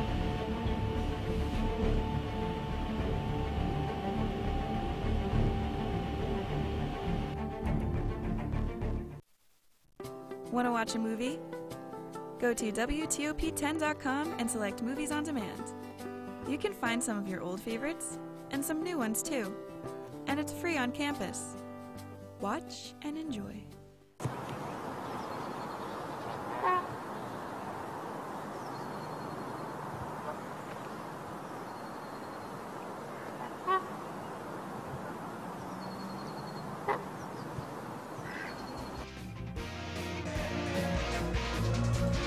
Good times have never felt so good. Welcome back to the Murano Campus Center Ice Arena. One more period to play with to find out if Oswego will finally beat the streak versus Plattsburgh. Welcome back to WTOP 10 Sports. Ryan Berger here with Brian Krosky. It has been a blow for blow, as advertised, matchup between the Lakers and the Cardinals.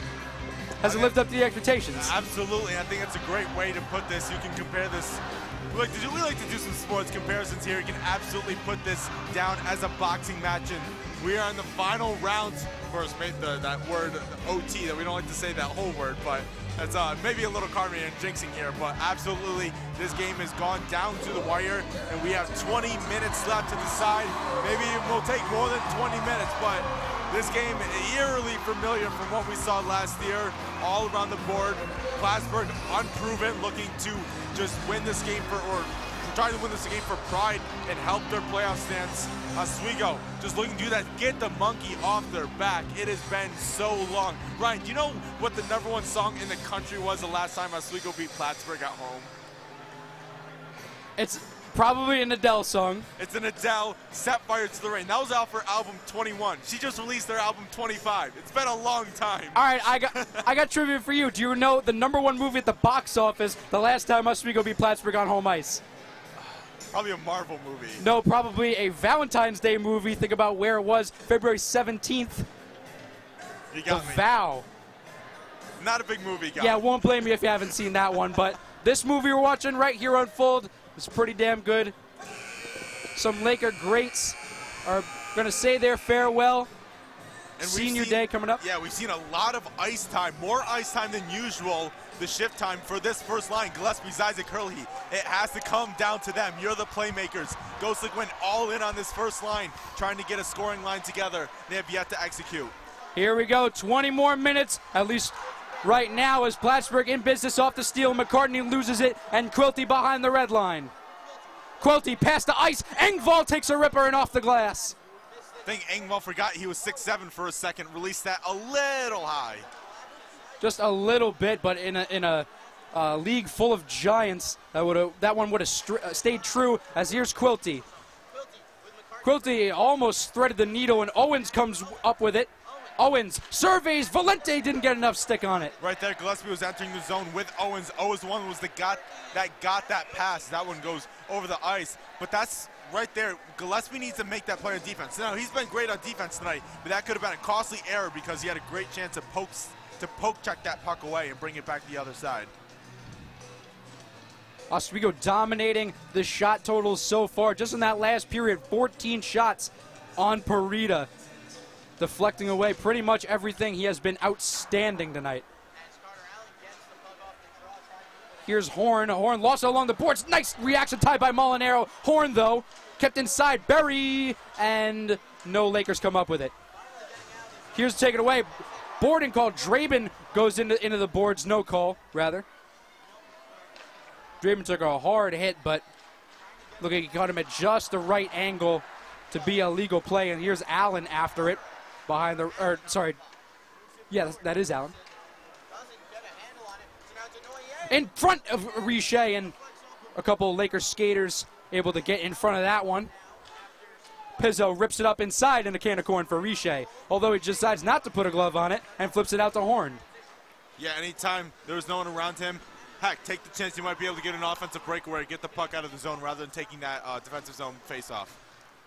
Here's Sloan through the zone. Sloan checks in Charlie Pelnick into the boards. Couple Lakers go flying. Couple take a tumble. Shot wide of the cage. And now off the foot of Emerson. Here we go. It's a 3-on-1. Emerson out to DeRazio. Pass inside. Bat it down. Spink couldn't corral it. Emerson far down on the other side, but here comes Plattsburgh the other way. Here's a numbers advantage for Plattsburgh. Logan stops on a dime. Tried to get it out, and Spink will get the puck as it squirts out. Spink almost checked into the Plattsburgh boards, and then he'll lose a foot race with Liam Lawson. Now behind the red line. Nice screen there by Lawson, and Valente comes away with it. Here's Plattsburgh pushing the pace. Valente takes a hit. Puck squirts out. Here's Campbell. Campbell flips it up over the head of DeRocher. Yeah, Chris McMillan, although his offensive output hasn't been great, phenomenal job on defense so far today. Plattsburgh Cardinal lose their stick. That was Engvall. Wrap around, denied by Parita.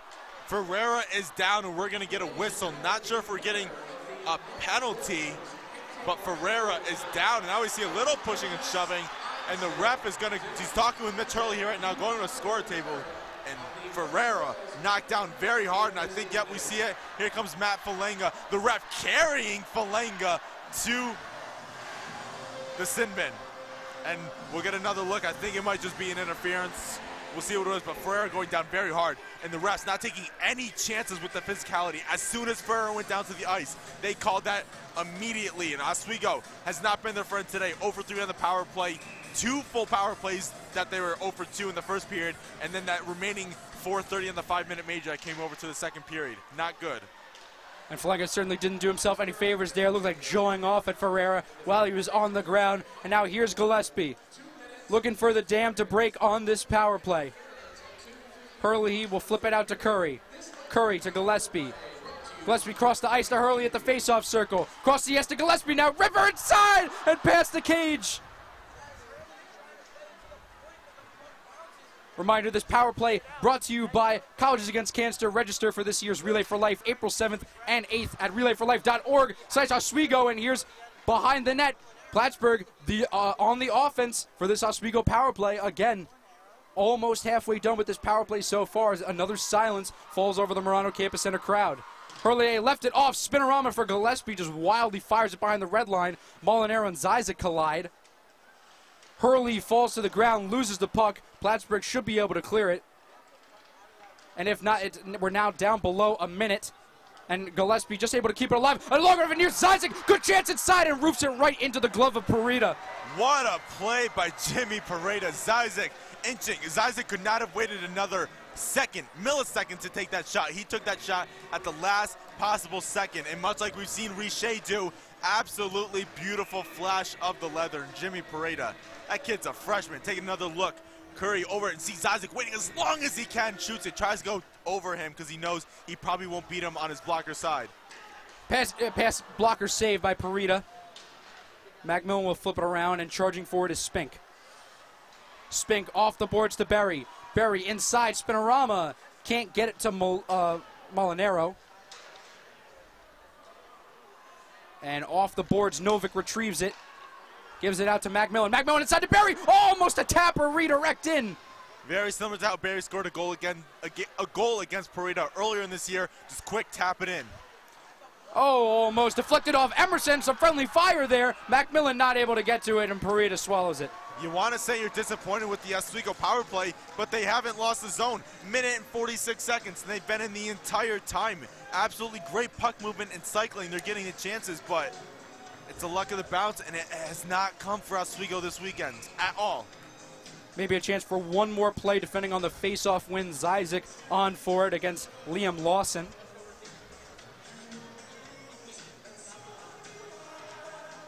Zizek able to win it cleanly. And now Gillespie out to Curry. 10 seconds left on the power play. Here's Gillespie. Down low to Molinaro. Pass inside. Gillespie one-timer into a crowd, and Engvall clears it. Engvall was where Zizek wasn't, and that was the ultimate reason for that play being cleared. And watch out, because Plattsburgh has an extra guy coming out off the bench. Now Plattsburgh back to full strength. Here comes an extra Cardinal. Falanga squirted around. No one was covering Tyler Curry on the far side ice. Zizek almost had a chance, and now Barber takes a tumble. So all things being equal, no one really gets an advantage there by players falling. Yeah, we're hearing the Red Sea, or whatever you want to call the Cardinals fan section, really getting into it, and they're starting to feel it. And we're right next to them in the press box, and they're pretty loud. You got to give props to them coming all the way up to or down to Oswego. It's a long drive.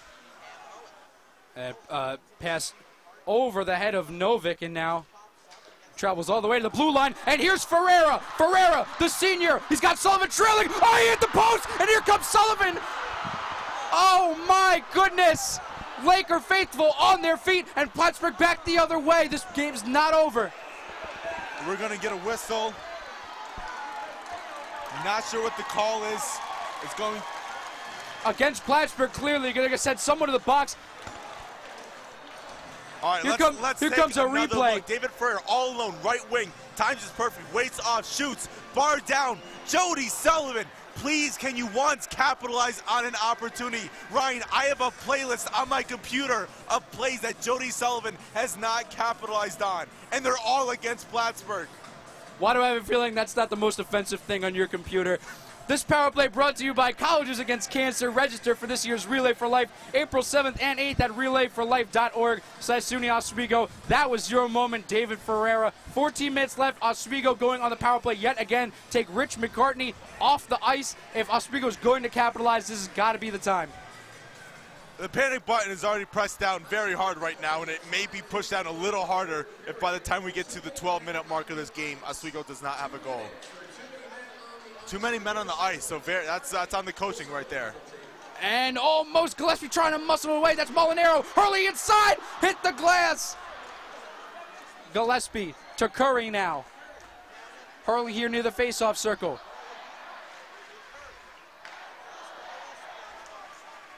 Oswego 0-4 on the power play, and there's a wrister off the shoulder of what looked like Molinaro.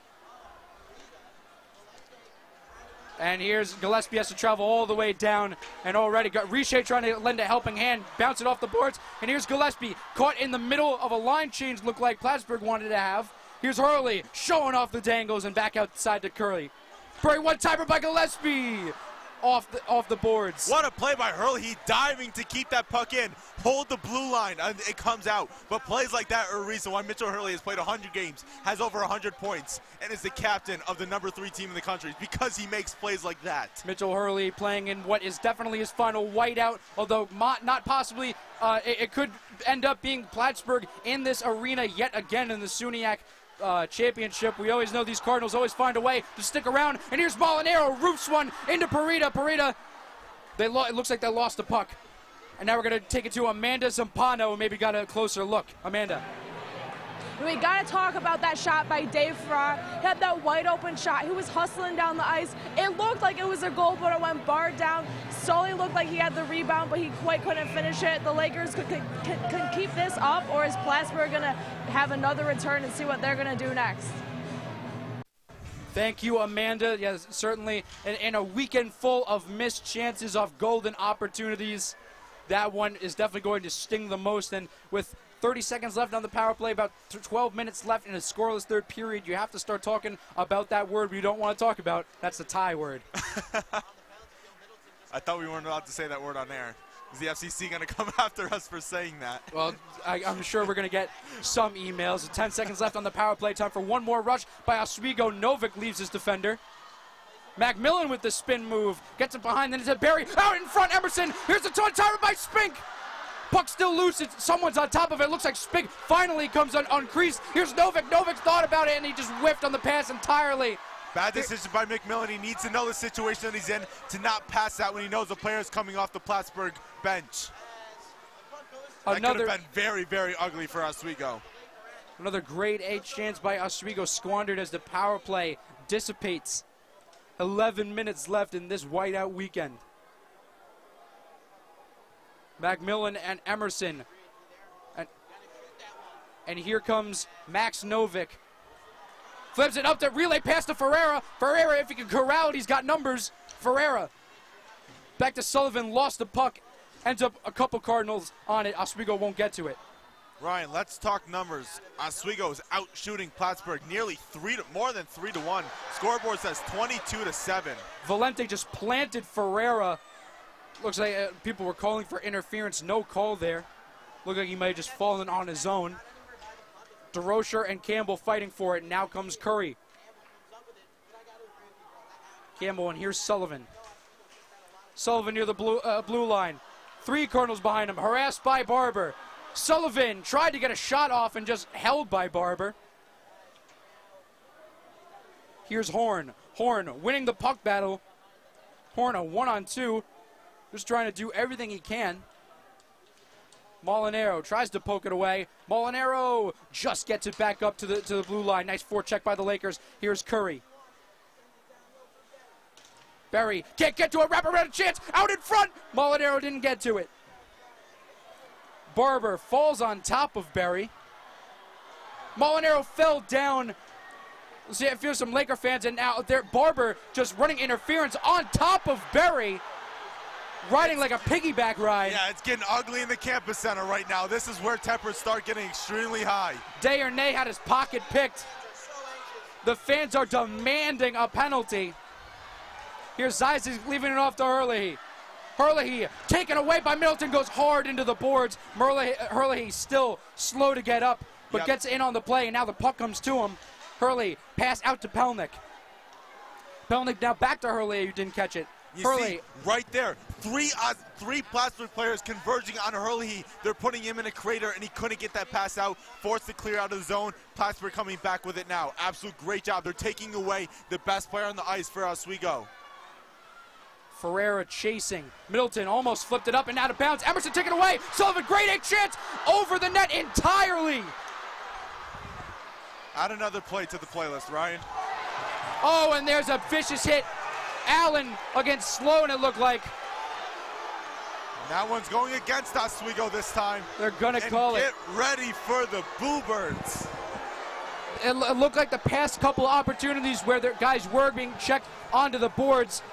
We're going to get, the fans not happy about that one. This power play brought to you by Colleges Against Cancer. Register for this year's Relay for Life, April 7th and 8th at relayforlife.org/SUNY Oswego. A lot of confusion right now. Yeah. Take a look at the replay. All right, so we're going to see 3 players right there. Allen, don't see it. Clean hit. It's not Carter Allen's fault that the player hit the head on the ice. That's happened to Canberra already. Just not a good call. Didn't look like the boards even factored into it whatsoever, but Plattsburgh finds themselves on the power play. Laker lunatics have seen this movie before.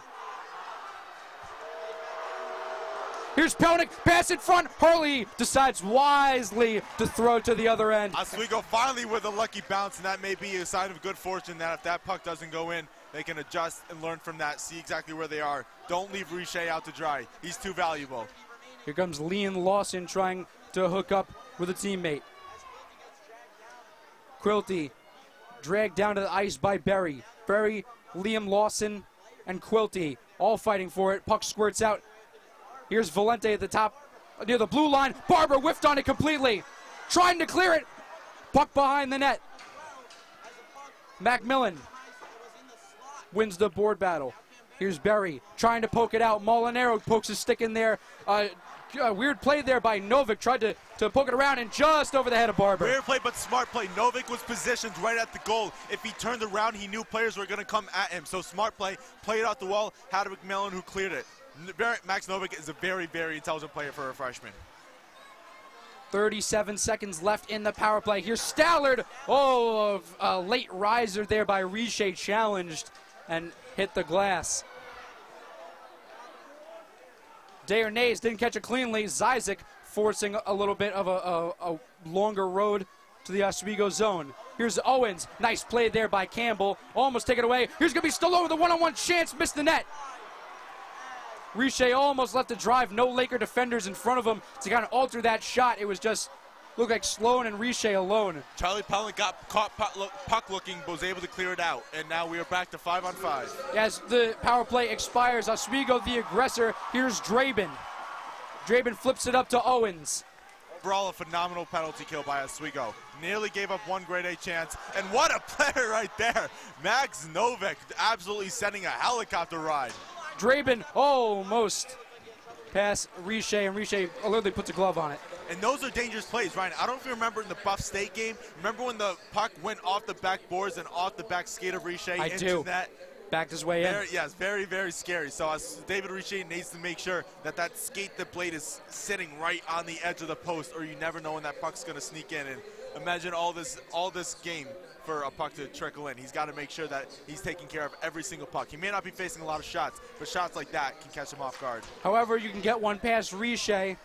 The Cardinals will largely take it, just ask the Potsdam Bears. Here's Ferreira with another chance. Parita, blocker save. Buys go tumbling. Here's Emerson to pick up the damage. Emerson, Richter inside, no one there for the rebound. Here's Macmillan. Out to Sullivan. Sullivan into the midsection of Parita. And now here's a scrum. Ferreira getting tangled up. They're going to end it quickly, though. Yeah, David Ferreira, obviously very emotional.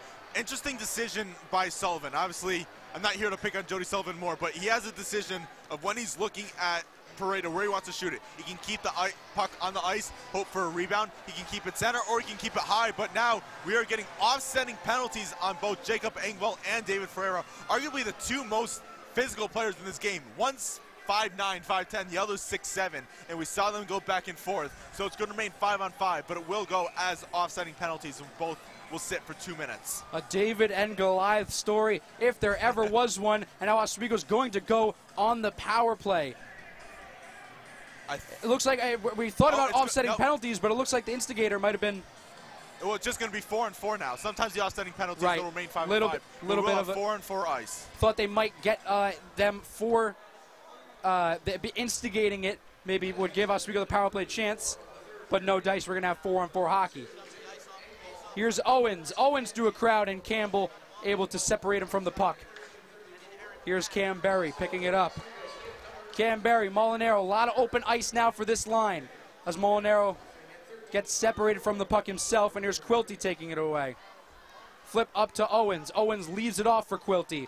Quilty, nice defense there by Campbell, and pass save by Riche. Yeah, absolutely phenomenal. Riche didn't have the best vision on it, but he made the save. Here's Molinaro, one-on-one, doesn't have the trailers, don't have numbers, and just flicks it into the glove of Parita. If I'm Oswego, you got to start getting pucks either high or low. If you're shooting it anywhere in the chest, he's going to make the save. Either high, where it's too high for him to make the glove and it goes off his shoulder, or low, where he deflects it, he doesn't know where it's going to go. If you're shooting it to the midsection, you're not going to get a really great rebound off that. You either got to keep pucks high and aim for bar down, or low and aim for the rebound.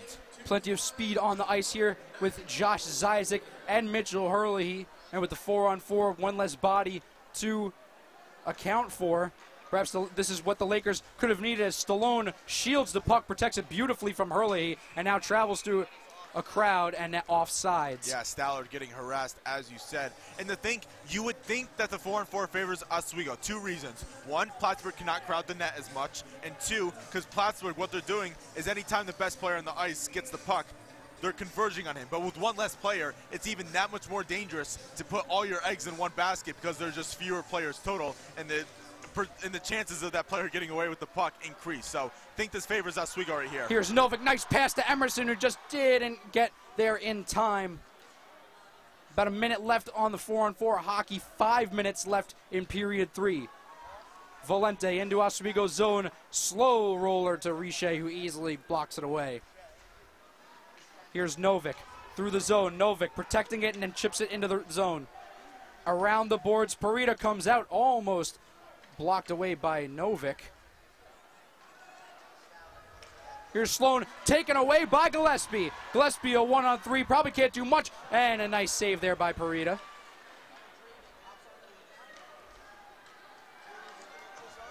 Into the neutral zone goes Draben.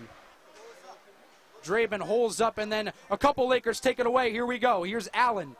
Man advantage. Here's Gillespie. 10 seconds left on 4-on-4. Gillespie no-look pass to Zizek, but you got to look to connect on plays like that. Hurley almost got to it. Now Pelnick as 4-on-4 expires, and Engvall and Ferreira both now coming out. Here's Zizek. Zizek wrister blocker saved by Parita. But you like the idea from Zizek there. Had enough time to work the stick moves, went high. If he's going to make that save, it's going to have to be blocker, and that's tough to get the elbow up at the angle. So Josh Zizek, he scores goals for a reason, and it's for that reason right now. Right now, if the scoreboard is to be believed, we're got a 28-9 shot differential. Oswego has played the aggressor all night long.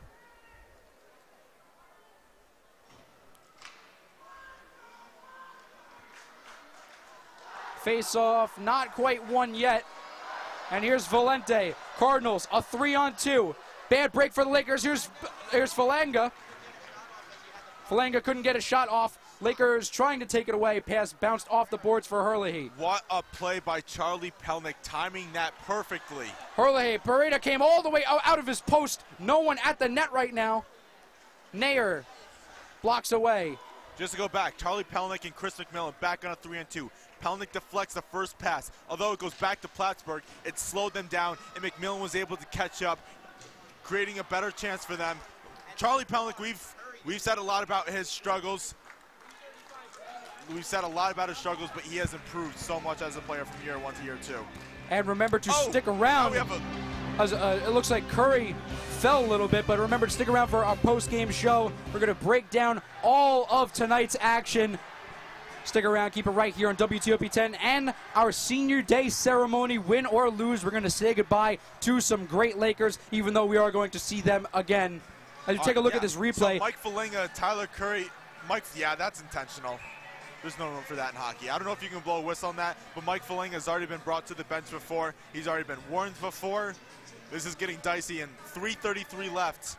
You're going to have to look out because tensions have started to rise, but Mike Falanga has played a little bit of a dirty game so far. You can't do that when there's no play going on. You can't do that anywhere.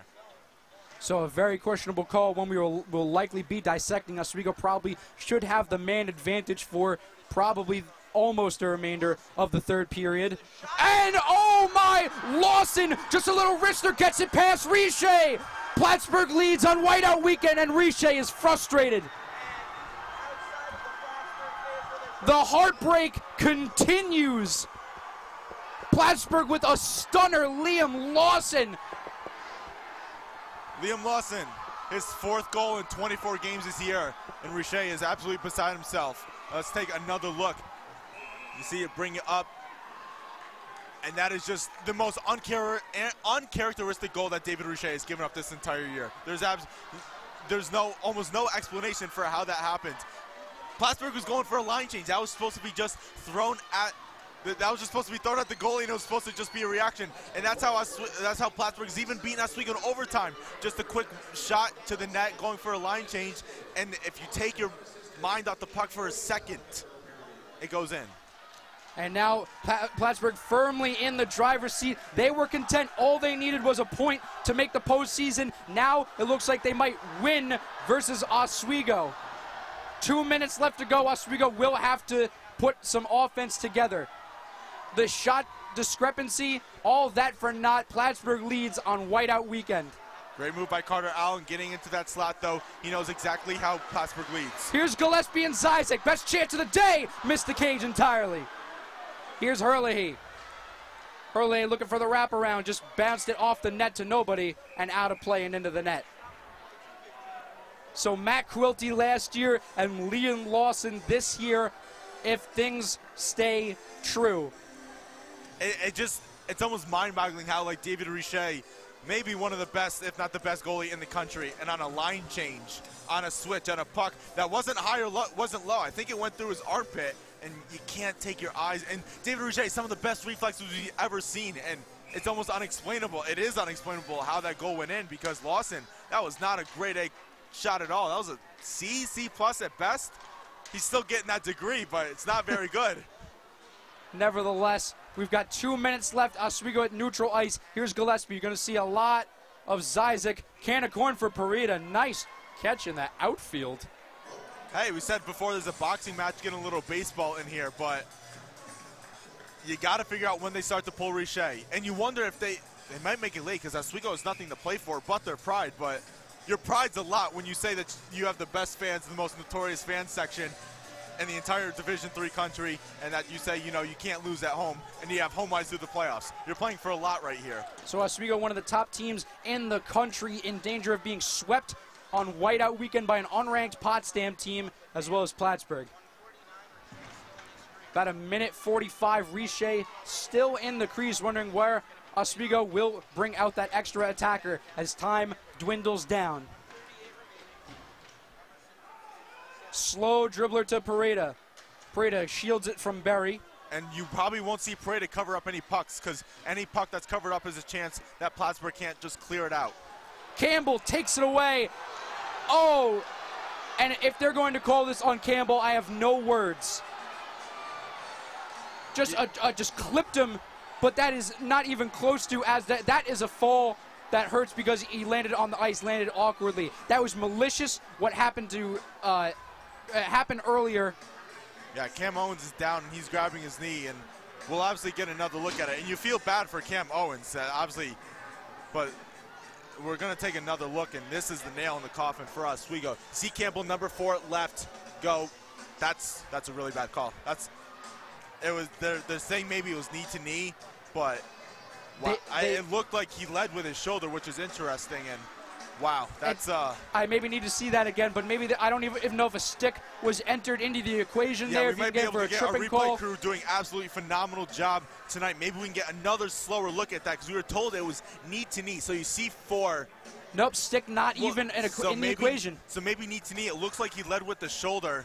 And you wonder exactly, I mean, they're on skates. You wonder exactly how much lower body control these players have. Obviously, they're phenomenal athletes playing on skates, but this is the nail in the coffin for Oswego. Let it be said that we certainly feel bad for Cam Owens. No doubt that he was in pain there as he skated to the bench. You wonder if it's just a little stinger that'll take a couple minutes to get out of it. Listen, there's no reason to put him back in this game if he feels like he can't adequately help his team, but now Oswego's 4-on-5, and they're just about to. You saw Richey looking over at Coach Digby, wondering when he was coming out. So even if they pull the goalie, it's still even strength, and that's not good. See, Coach Emery coaching on his guys, telling them to hold strong, and we're going to get a timeout. Nope, just going back to the faceoff. Here's in the face-off. Here's Quilty coming on and loses it, and Plattsburgh, everything that they win now is momentous. Minute 15, just a reminder that this power play is brought to you by Colleges Against Cancer. Register for this year's Relay for Life, April 7th and 8th at relayforlife.org/SUNY Oswego. Oswego hasn't been able to possess the puck as we go just under a minute left in the third period. Oswego will need a miracle. Kneeing is the official call on Campbell, the assistant captain, heading to the box. And here comes Richey out of the net. Oswego's going empty net to make it 5-on-5. So Oswego's best hope right now is even strength hockey. They don't get the extra attacker. 35 seconds left, empty net. Here's Quilty. Quilty looking for just the right angle. And McCarty almost one-timer. Could have put the Lakers to bed. Got the buses warmed up. 25 seconds left. They're going to need a relay pass. Here's Berry, fastest player on the ice. 20 seconds left. Berry faces with Novik. 15 seconds left. Time dwindling down on the Lakers. 10 seconds. Zizek goes into the boards. Oswego, no clear possession. Under 10. Puck goes down, dribbles. 5 seconds left. Oswego. Nope. And they're going to call an icing. Because since it's 5-on-5, still counts as an icing. The empty net doesn't do anything to contextualize that. It's just a regular icing. Oswego has 1 play left. 2 seconds left. Laker fans on their feet, but not in anticipation. They are heading for the exits. This has to be either a one-timer. We're going to get a timeout by Oswego here by Coach Gosick. A timeout to draw things out, and this, to say that this is your season, that would just not be true. The Lakers had a tremendous season. They've locked up the #1 seed. This is pretty much all for pride. Pride matters. When you're defending your home ice, entering the playoffs, that matters. And right now, Oswego has 1 play left. Zizek will be taking this faceoff, and this guarantees a spot in the playoffs for Plattsburgh. And so, going back again, Plattsburgh now, they cannot clinch home ice. So they'll either be the 5 or the 6. So that means they'll play Buff State no matter what they get, they'll play Buff State as a 3. And if they upset that win, then they're coming back here next weekend because they would be the lowest remaining seed against the highest remaining seed. So a lot of algebra in this press box right now, trying to figure out what would happen. And just look at the student sections, just dejected. I see somebody, it looks like they're crying into one of the shirts that they got. Certainly you don't want to see that, but pretty much every student at SUNY Oswego right now, if you're a 4-year student here, you are now going to graduate not having seen a win versus Plattsburgh. This historic rivalry, you want to see a team, while you're there, write a new chapter, and the only chapters being written in their book is just domination by the Cardinals. Absolutely. Still never to this day been the 6 Oswego-Plattsburgh games. Plattsburgh, I don't know what they do, but man, they have their number. And now we're getting a Plattsburgh timeout, really just to go things over. And for a game that really, it does matter for Plattsburgh. For a game necessarily that doesn't mean that much, it really shows what this rivalry means and being able to come out on top. So right now, Gosick drawing things up. Pretty much it's a face-off that's going to go to either Curry or Gillespie. We'll see exactly where they come out and where they want to take the face-off from. And then from there, everyone's going to disperse. They have changed the clock now. It was originally at 2.8 seconds. They're at 3.2.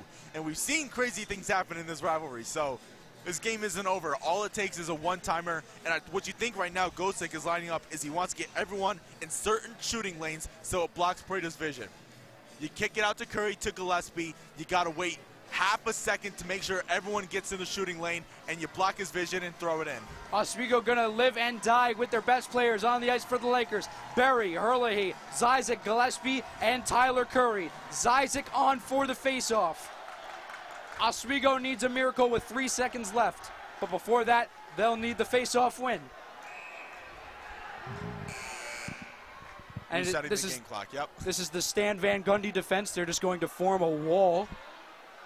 Plattsburgh, a little too tricky. The extra player you put out, 6'7", Jacob Engvall, not the smoothest way to try and beat the books. Definitely not, but that surface area is like a castle wall. Well, here we go for Whiteout Weekend 2018. Josh Zizek can't win it. Curry, unlucky bounce. The streak continues.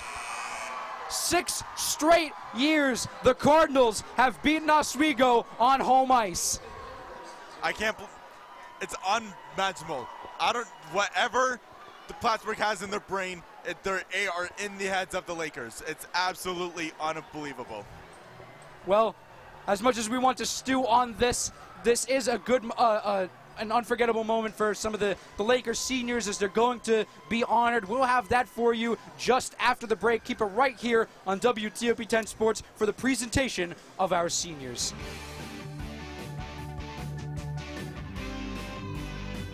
Say, President Stanley, whenever there's bad weather, who would you turn to? I'd turn to Storm Team 10. No, but you've got to say it like this. Storm Team 10. Say it with me.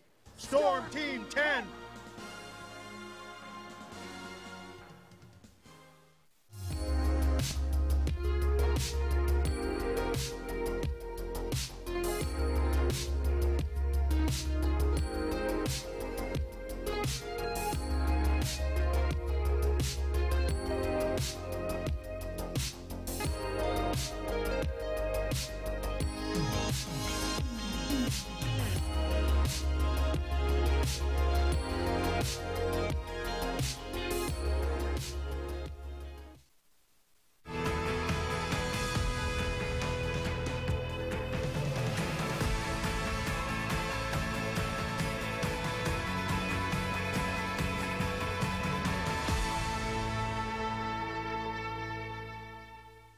So good to see you guys. So, what's up?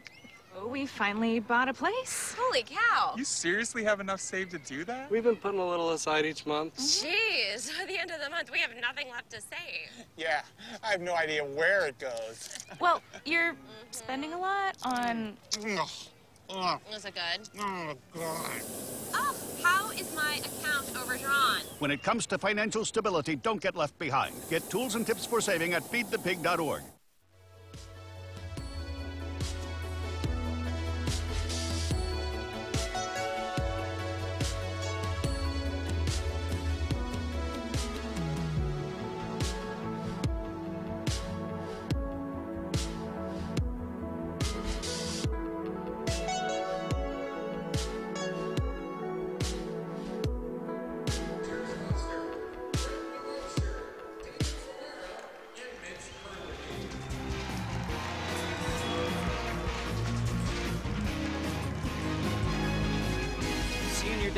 Senior Day festivities about to commence here in Oswego as a beautiful tribute here to Trent DeRocher, but we should note player of the game was just named. That's Jimmy Parita. That player of the game is brought to you by Lakeside Commons. Apply it for housing today at Lakeside Oswego.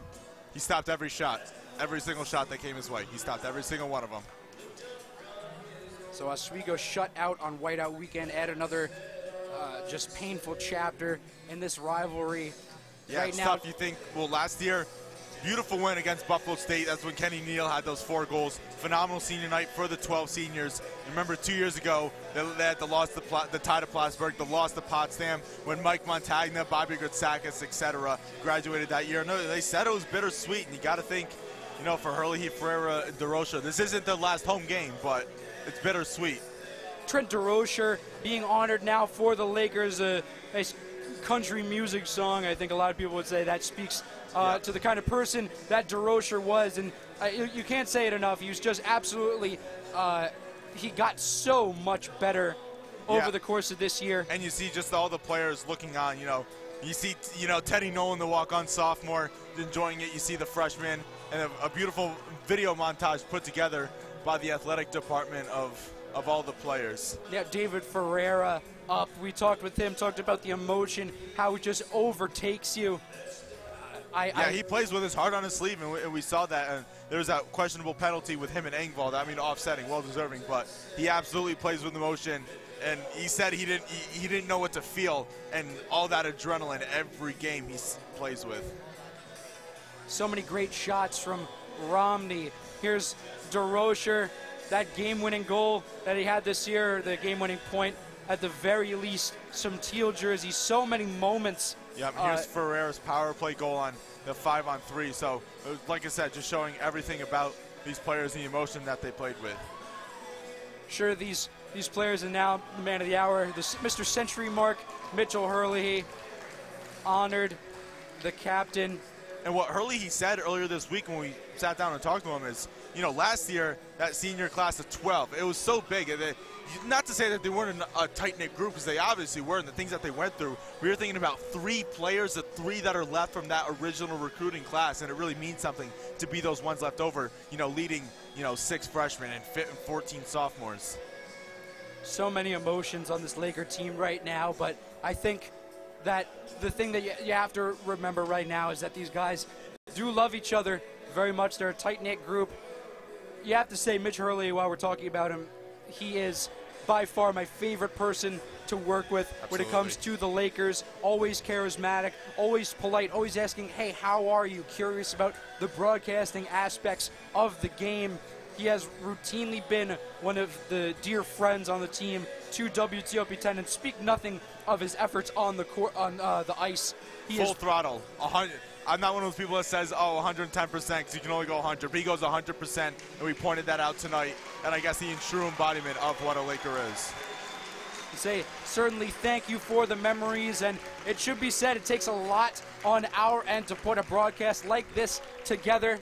We'd like to wave here from the press box.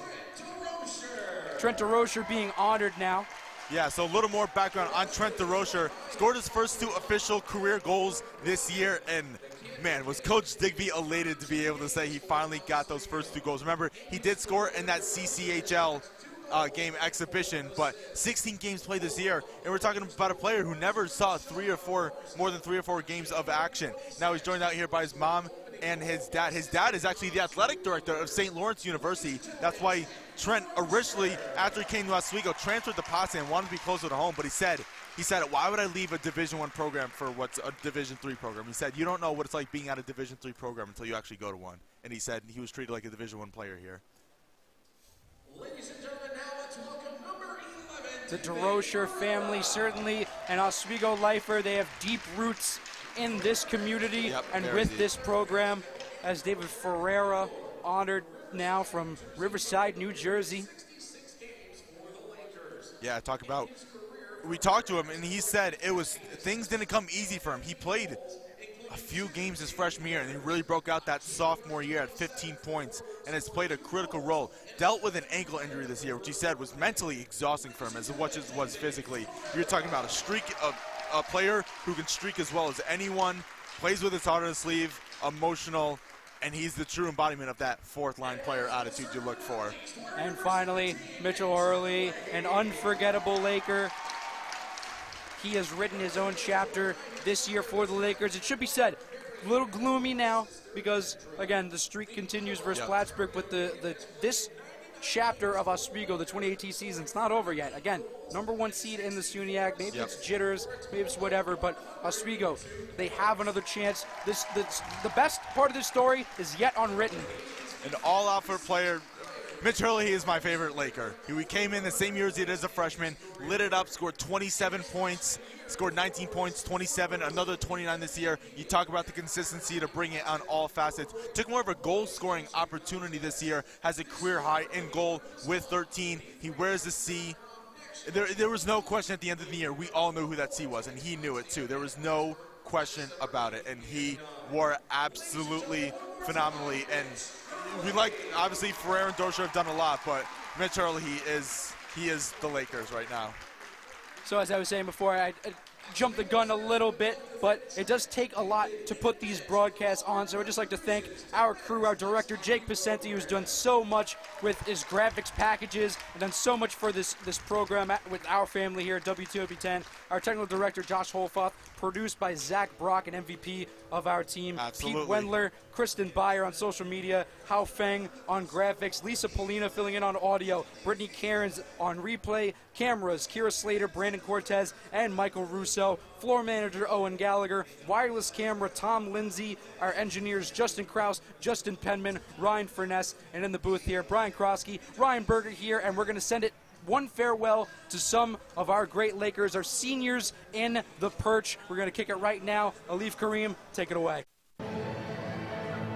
All right, thank you, guys. Ryan Berger, Brian Krosky with the amazing call of the game. And the game did end, unfortunately, for the Lakers. It ended with a 1-0 goal win for the Plattsburgh State Cardinals. Thank you for joining this postgame. This postgame was brought to you by SUNY Oswego Community Services. Email services at oswego.edu for volunteer opportunities. Now, boys, that last period, it was a lot of things going around. I keep saying that one phrase, but again, there were so many chances for Oswego, but again, the goal did come for the Cardinals. What happened there? It was another one of those frustrating, get over 30 shots on net, and then get, I think, I don't have the official count in front of me, but I think it was 11 or 12. The unofficial scoreboard said 12 shots. 12 shots total over 3 periods. That's nothing. No, and not at all. With a goalie like David Roche, you would think that's a shutout usually, right? But unlucky chance. It was a turnover right in front, and it was served on a silver platter. Yeah, almost a soft goal given up by Riche. And it was a tough break. And in a game like this where you don't get a lot of good bounces, you got to take advantage, and Plattsburgh jumped on theirs. And we saw Plattsburgh kind of shift, the momentum kind of shifted in their favor even before the goal, with some big hits that we saw, some maybe controversial plays that we saw, between the two teams. But I think that kind of leaned things more towards Plattsburgh's favor. They had a little more energy, and that ended up making the difference for them to get the goal there. Yeah, we talk about the goal that we saw in the game. Let's take one more look at the goal that had happened, courtesy of Liam Lawson. Liam had all the chance. to be beaten by 4 Laker players around him, but he let the shot fly. Riche thought he had it, received it somehow, but found the back of the net. Again, from my angle, it looked like a pretty soft goal, and you could hear a pin drop as soon as that puck hit the back of the net. Oh, yeah. Liam Lawson, credit to him. Terrific solo effort, getting into the zone, dodging around one man, and using 2 others as a screen, which I think may have played into the part I couldn't see on the replay, but I'm guessing at least one of the players was in the sight line of David Riche. Yeah. And yes, it is a bit of a soft goal. It was a low-angle shot towards the far side pad, and when you're screened like that, it's tough to react. So, credit to him, great solo effort, but you got to think David Riche or one of the 4 defensemen, right? Players in defensive zone has to pick up on it. And good for Lawson. He ended up finding some space in order to make that play. There was no space at all in this game. Absolutely. Had 0 time to do anything, so you're right. The second that space is open, you're going to capitalize on that, especially when you get to the third and there's barely, and like you said, barely any space whatsoever. Yeah. The second that's there, they're going to jump on that, and that's exactly what they did. Yeah, you know, again, something that I noticed, and I'm sure you guys noticed it too, but the fans definitely made that loud and clear. The referees, do you feel like they missed a couple of the calls? Because from my point of view, excuse me, it looked like 1 or 2 calls that should have gone the Lakers' way were just not given. Now, could that have changed the outcome of the game? But what happened? What was going on? It's always dangerous to speculate about non-calls or tough calls. As we see there, one might say it was during the play, and Lakers players aren't happy with that, and that could go either way. You could say he was run into, just wasn't paying attention. Yeah. So it's really dangerous to speculate whether or not one way or another a call being called or not being called could change it. The refs are human, just as we are. Yeah. So you got to give them a little slack, but big game, you should be as close to perfect as possible. So it's really tough to say. Yeah, and the refs want to let them play. I think the refs, they don't want to dictate too much, because the thing is if you dictate too much, then it becomes, oh, well, then the refs, they called everything and stuff. And you got to let them play, especially because this is a rivalry. Yeah. But I think there were some controversial calls there that maybe the refs should have had. You could go back and forth. You bring up some good points. I mean, everything's easy to dissect in slow motion. Absolutely. But they're deciding it real time within seconds. Right. So it's tough. It really is. Sometimes they don't catch everything. By the time the one play happened, like after the play where they ran into one another, sometimes the ref looks over and the play's already happened. No one saw it because it was behind the play. Yeah. And we don't know everything that's going down at the ice. That's also true. We don't have mics on everybody. We're not in their heads. So there are conversations that go on down there that we don't know about. Right. So it's tough. It is tough to say, but we're going to talk about some more about the third period following this break. Stay tuned for the post game here on WTOP 10 Sports. You're watching WTOP's coverage of Whiteout 2018.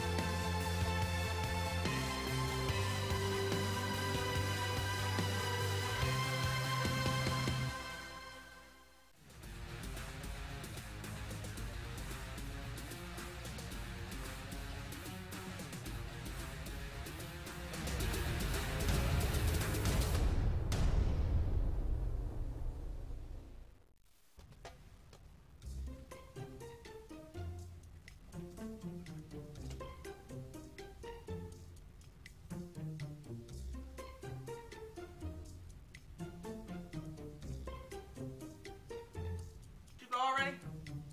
Oh, is it my turn? Yes.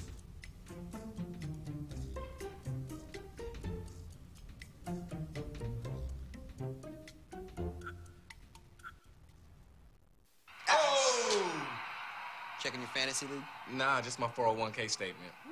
Nice. Where'd you find the money for that? I just been saving a little every month.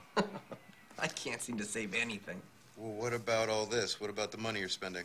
What money? It's gone before I can get my hands on it. I got a pizza for a Todd. Hey, can somebody spot me? When it comes to financial stability, don't get left behind. It's 547. Get tools and tips for saving at feedthepig.org.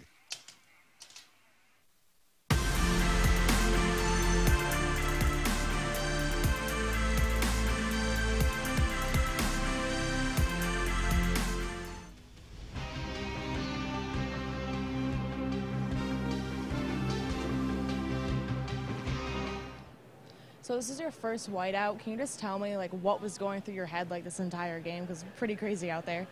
Yeah, the atmosphere was crazy. I was kind of nervous at the beginning. It took a little while before I had my first few shots, just getting into the game. But, the crowd helped me a lot to focus on the game.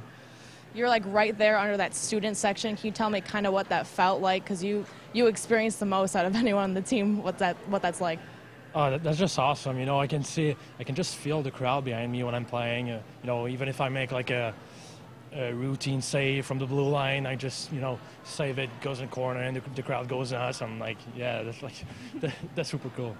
So you have the best view of the ice out there. Is there anything that you saw that stood out that was challenging for the team today that just couldn't get the puck? I think same as yesterday, the puck wasn't bouncing for us, but we gave everything tonight, and it was a great effort overall by everyone.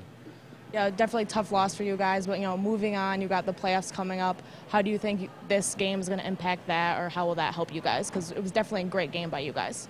Yeah, we just have to keep doing what we do going into the playoffs, and like I said, it's a great effort overall. We just got to keep going. We're going to work out this week during practices, and this is the season. This is our playoffs. That's a good news. So we got to be prepared for it next weekend for sure. Thanks so much. Back to you guys on the perch. All right, thank you, Amanda, and thank you, Riche, for taking your time. Now, guys, I want to come back to the third period. It was similar to what we saw in the first two, a lot of chances for Oswego. What was going on? Was it just a really hot goalie that they ran into? I mean, you got to give credit to him. He was playing really well, and the Lakers weren't taking too many high-danger shots. We saw one that went off the inside of the pipe, which right here was tough. But got to give credit to him. Played a great game. Yeah,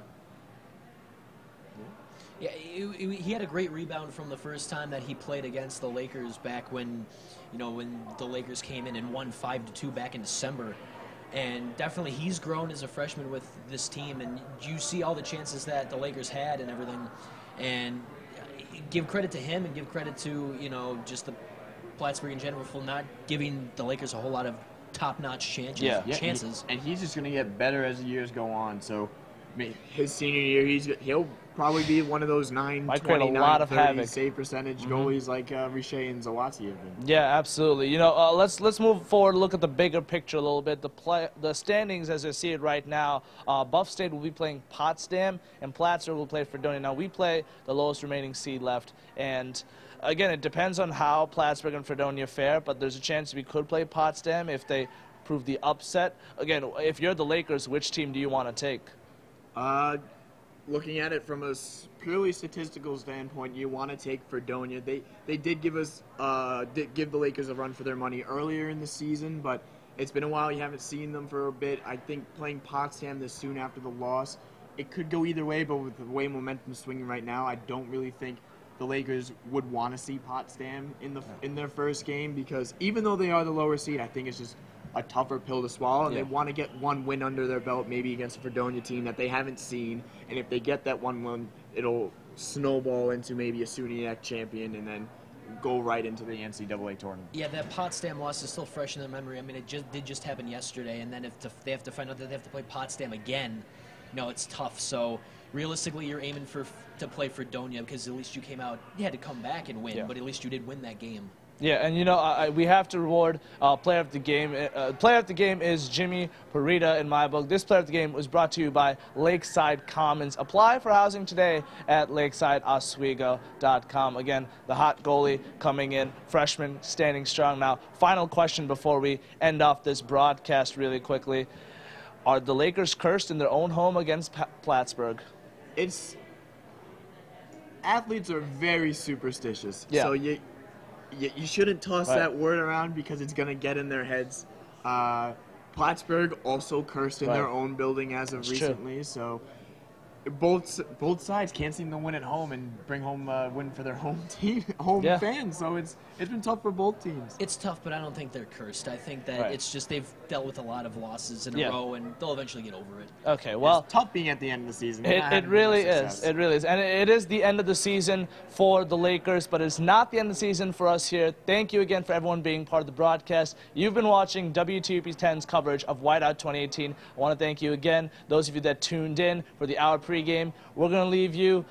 Stay tuned, because next weekend we're going to have another playoff game because Oswego does have the bye. Again, you were watching WTOP 10's coverage of Whiteout 2018.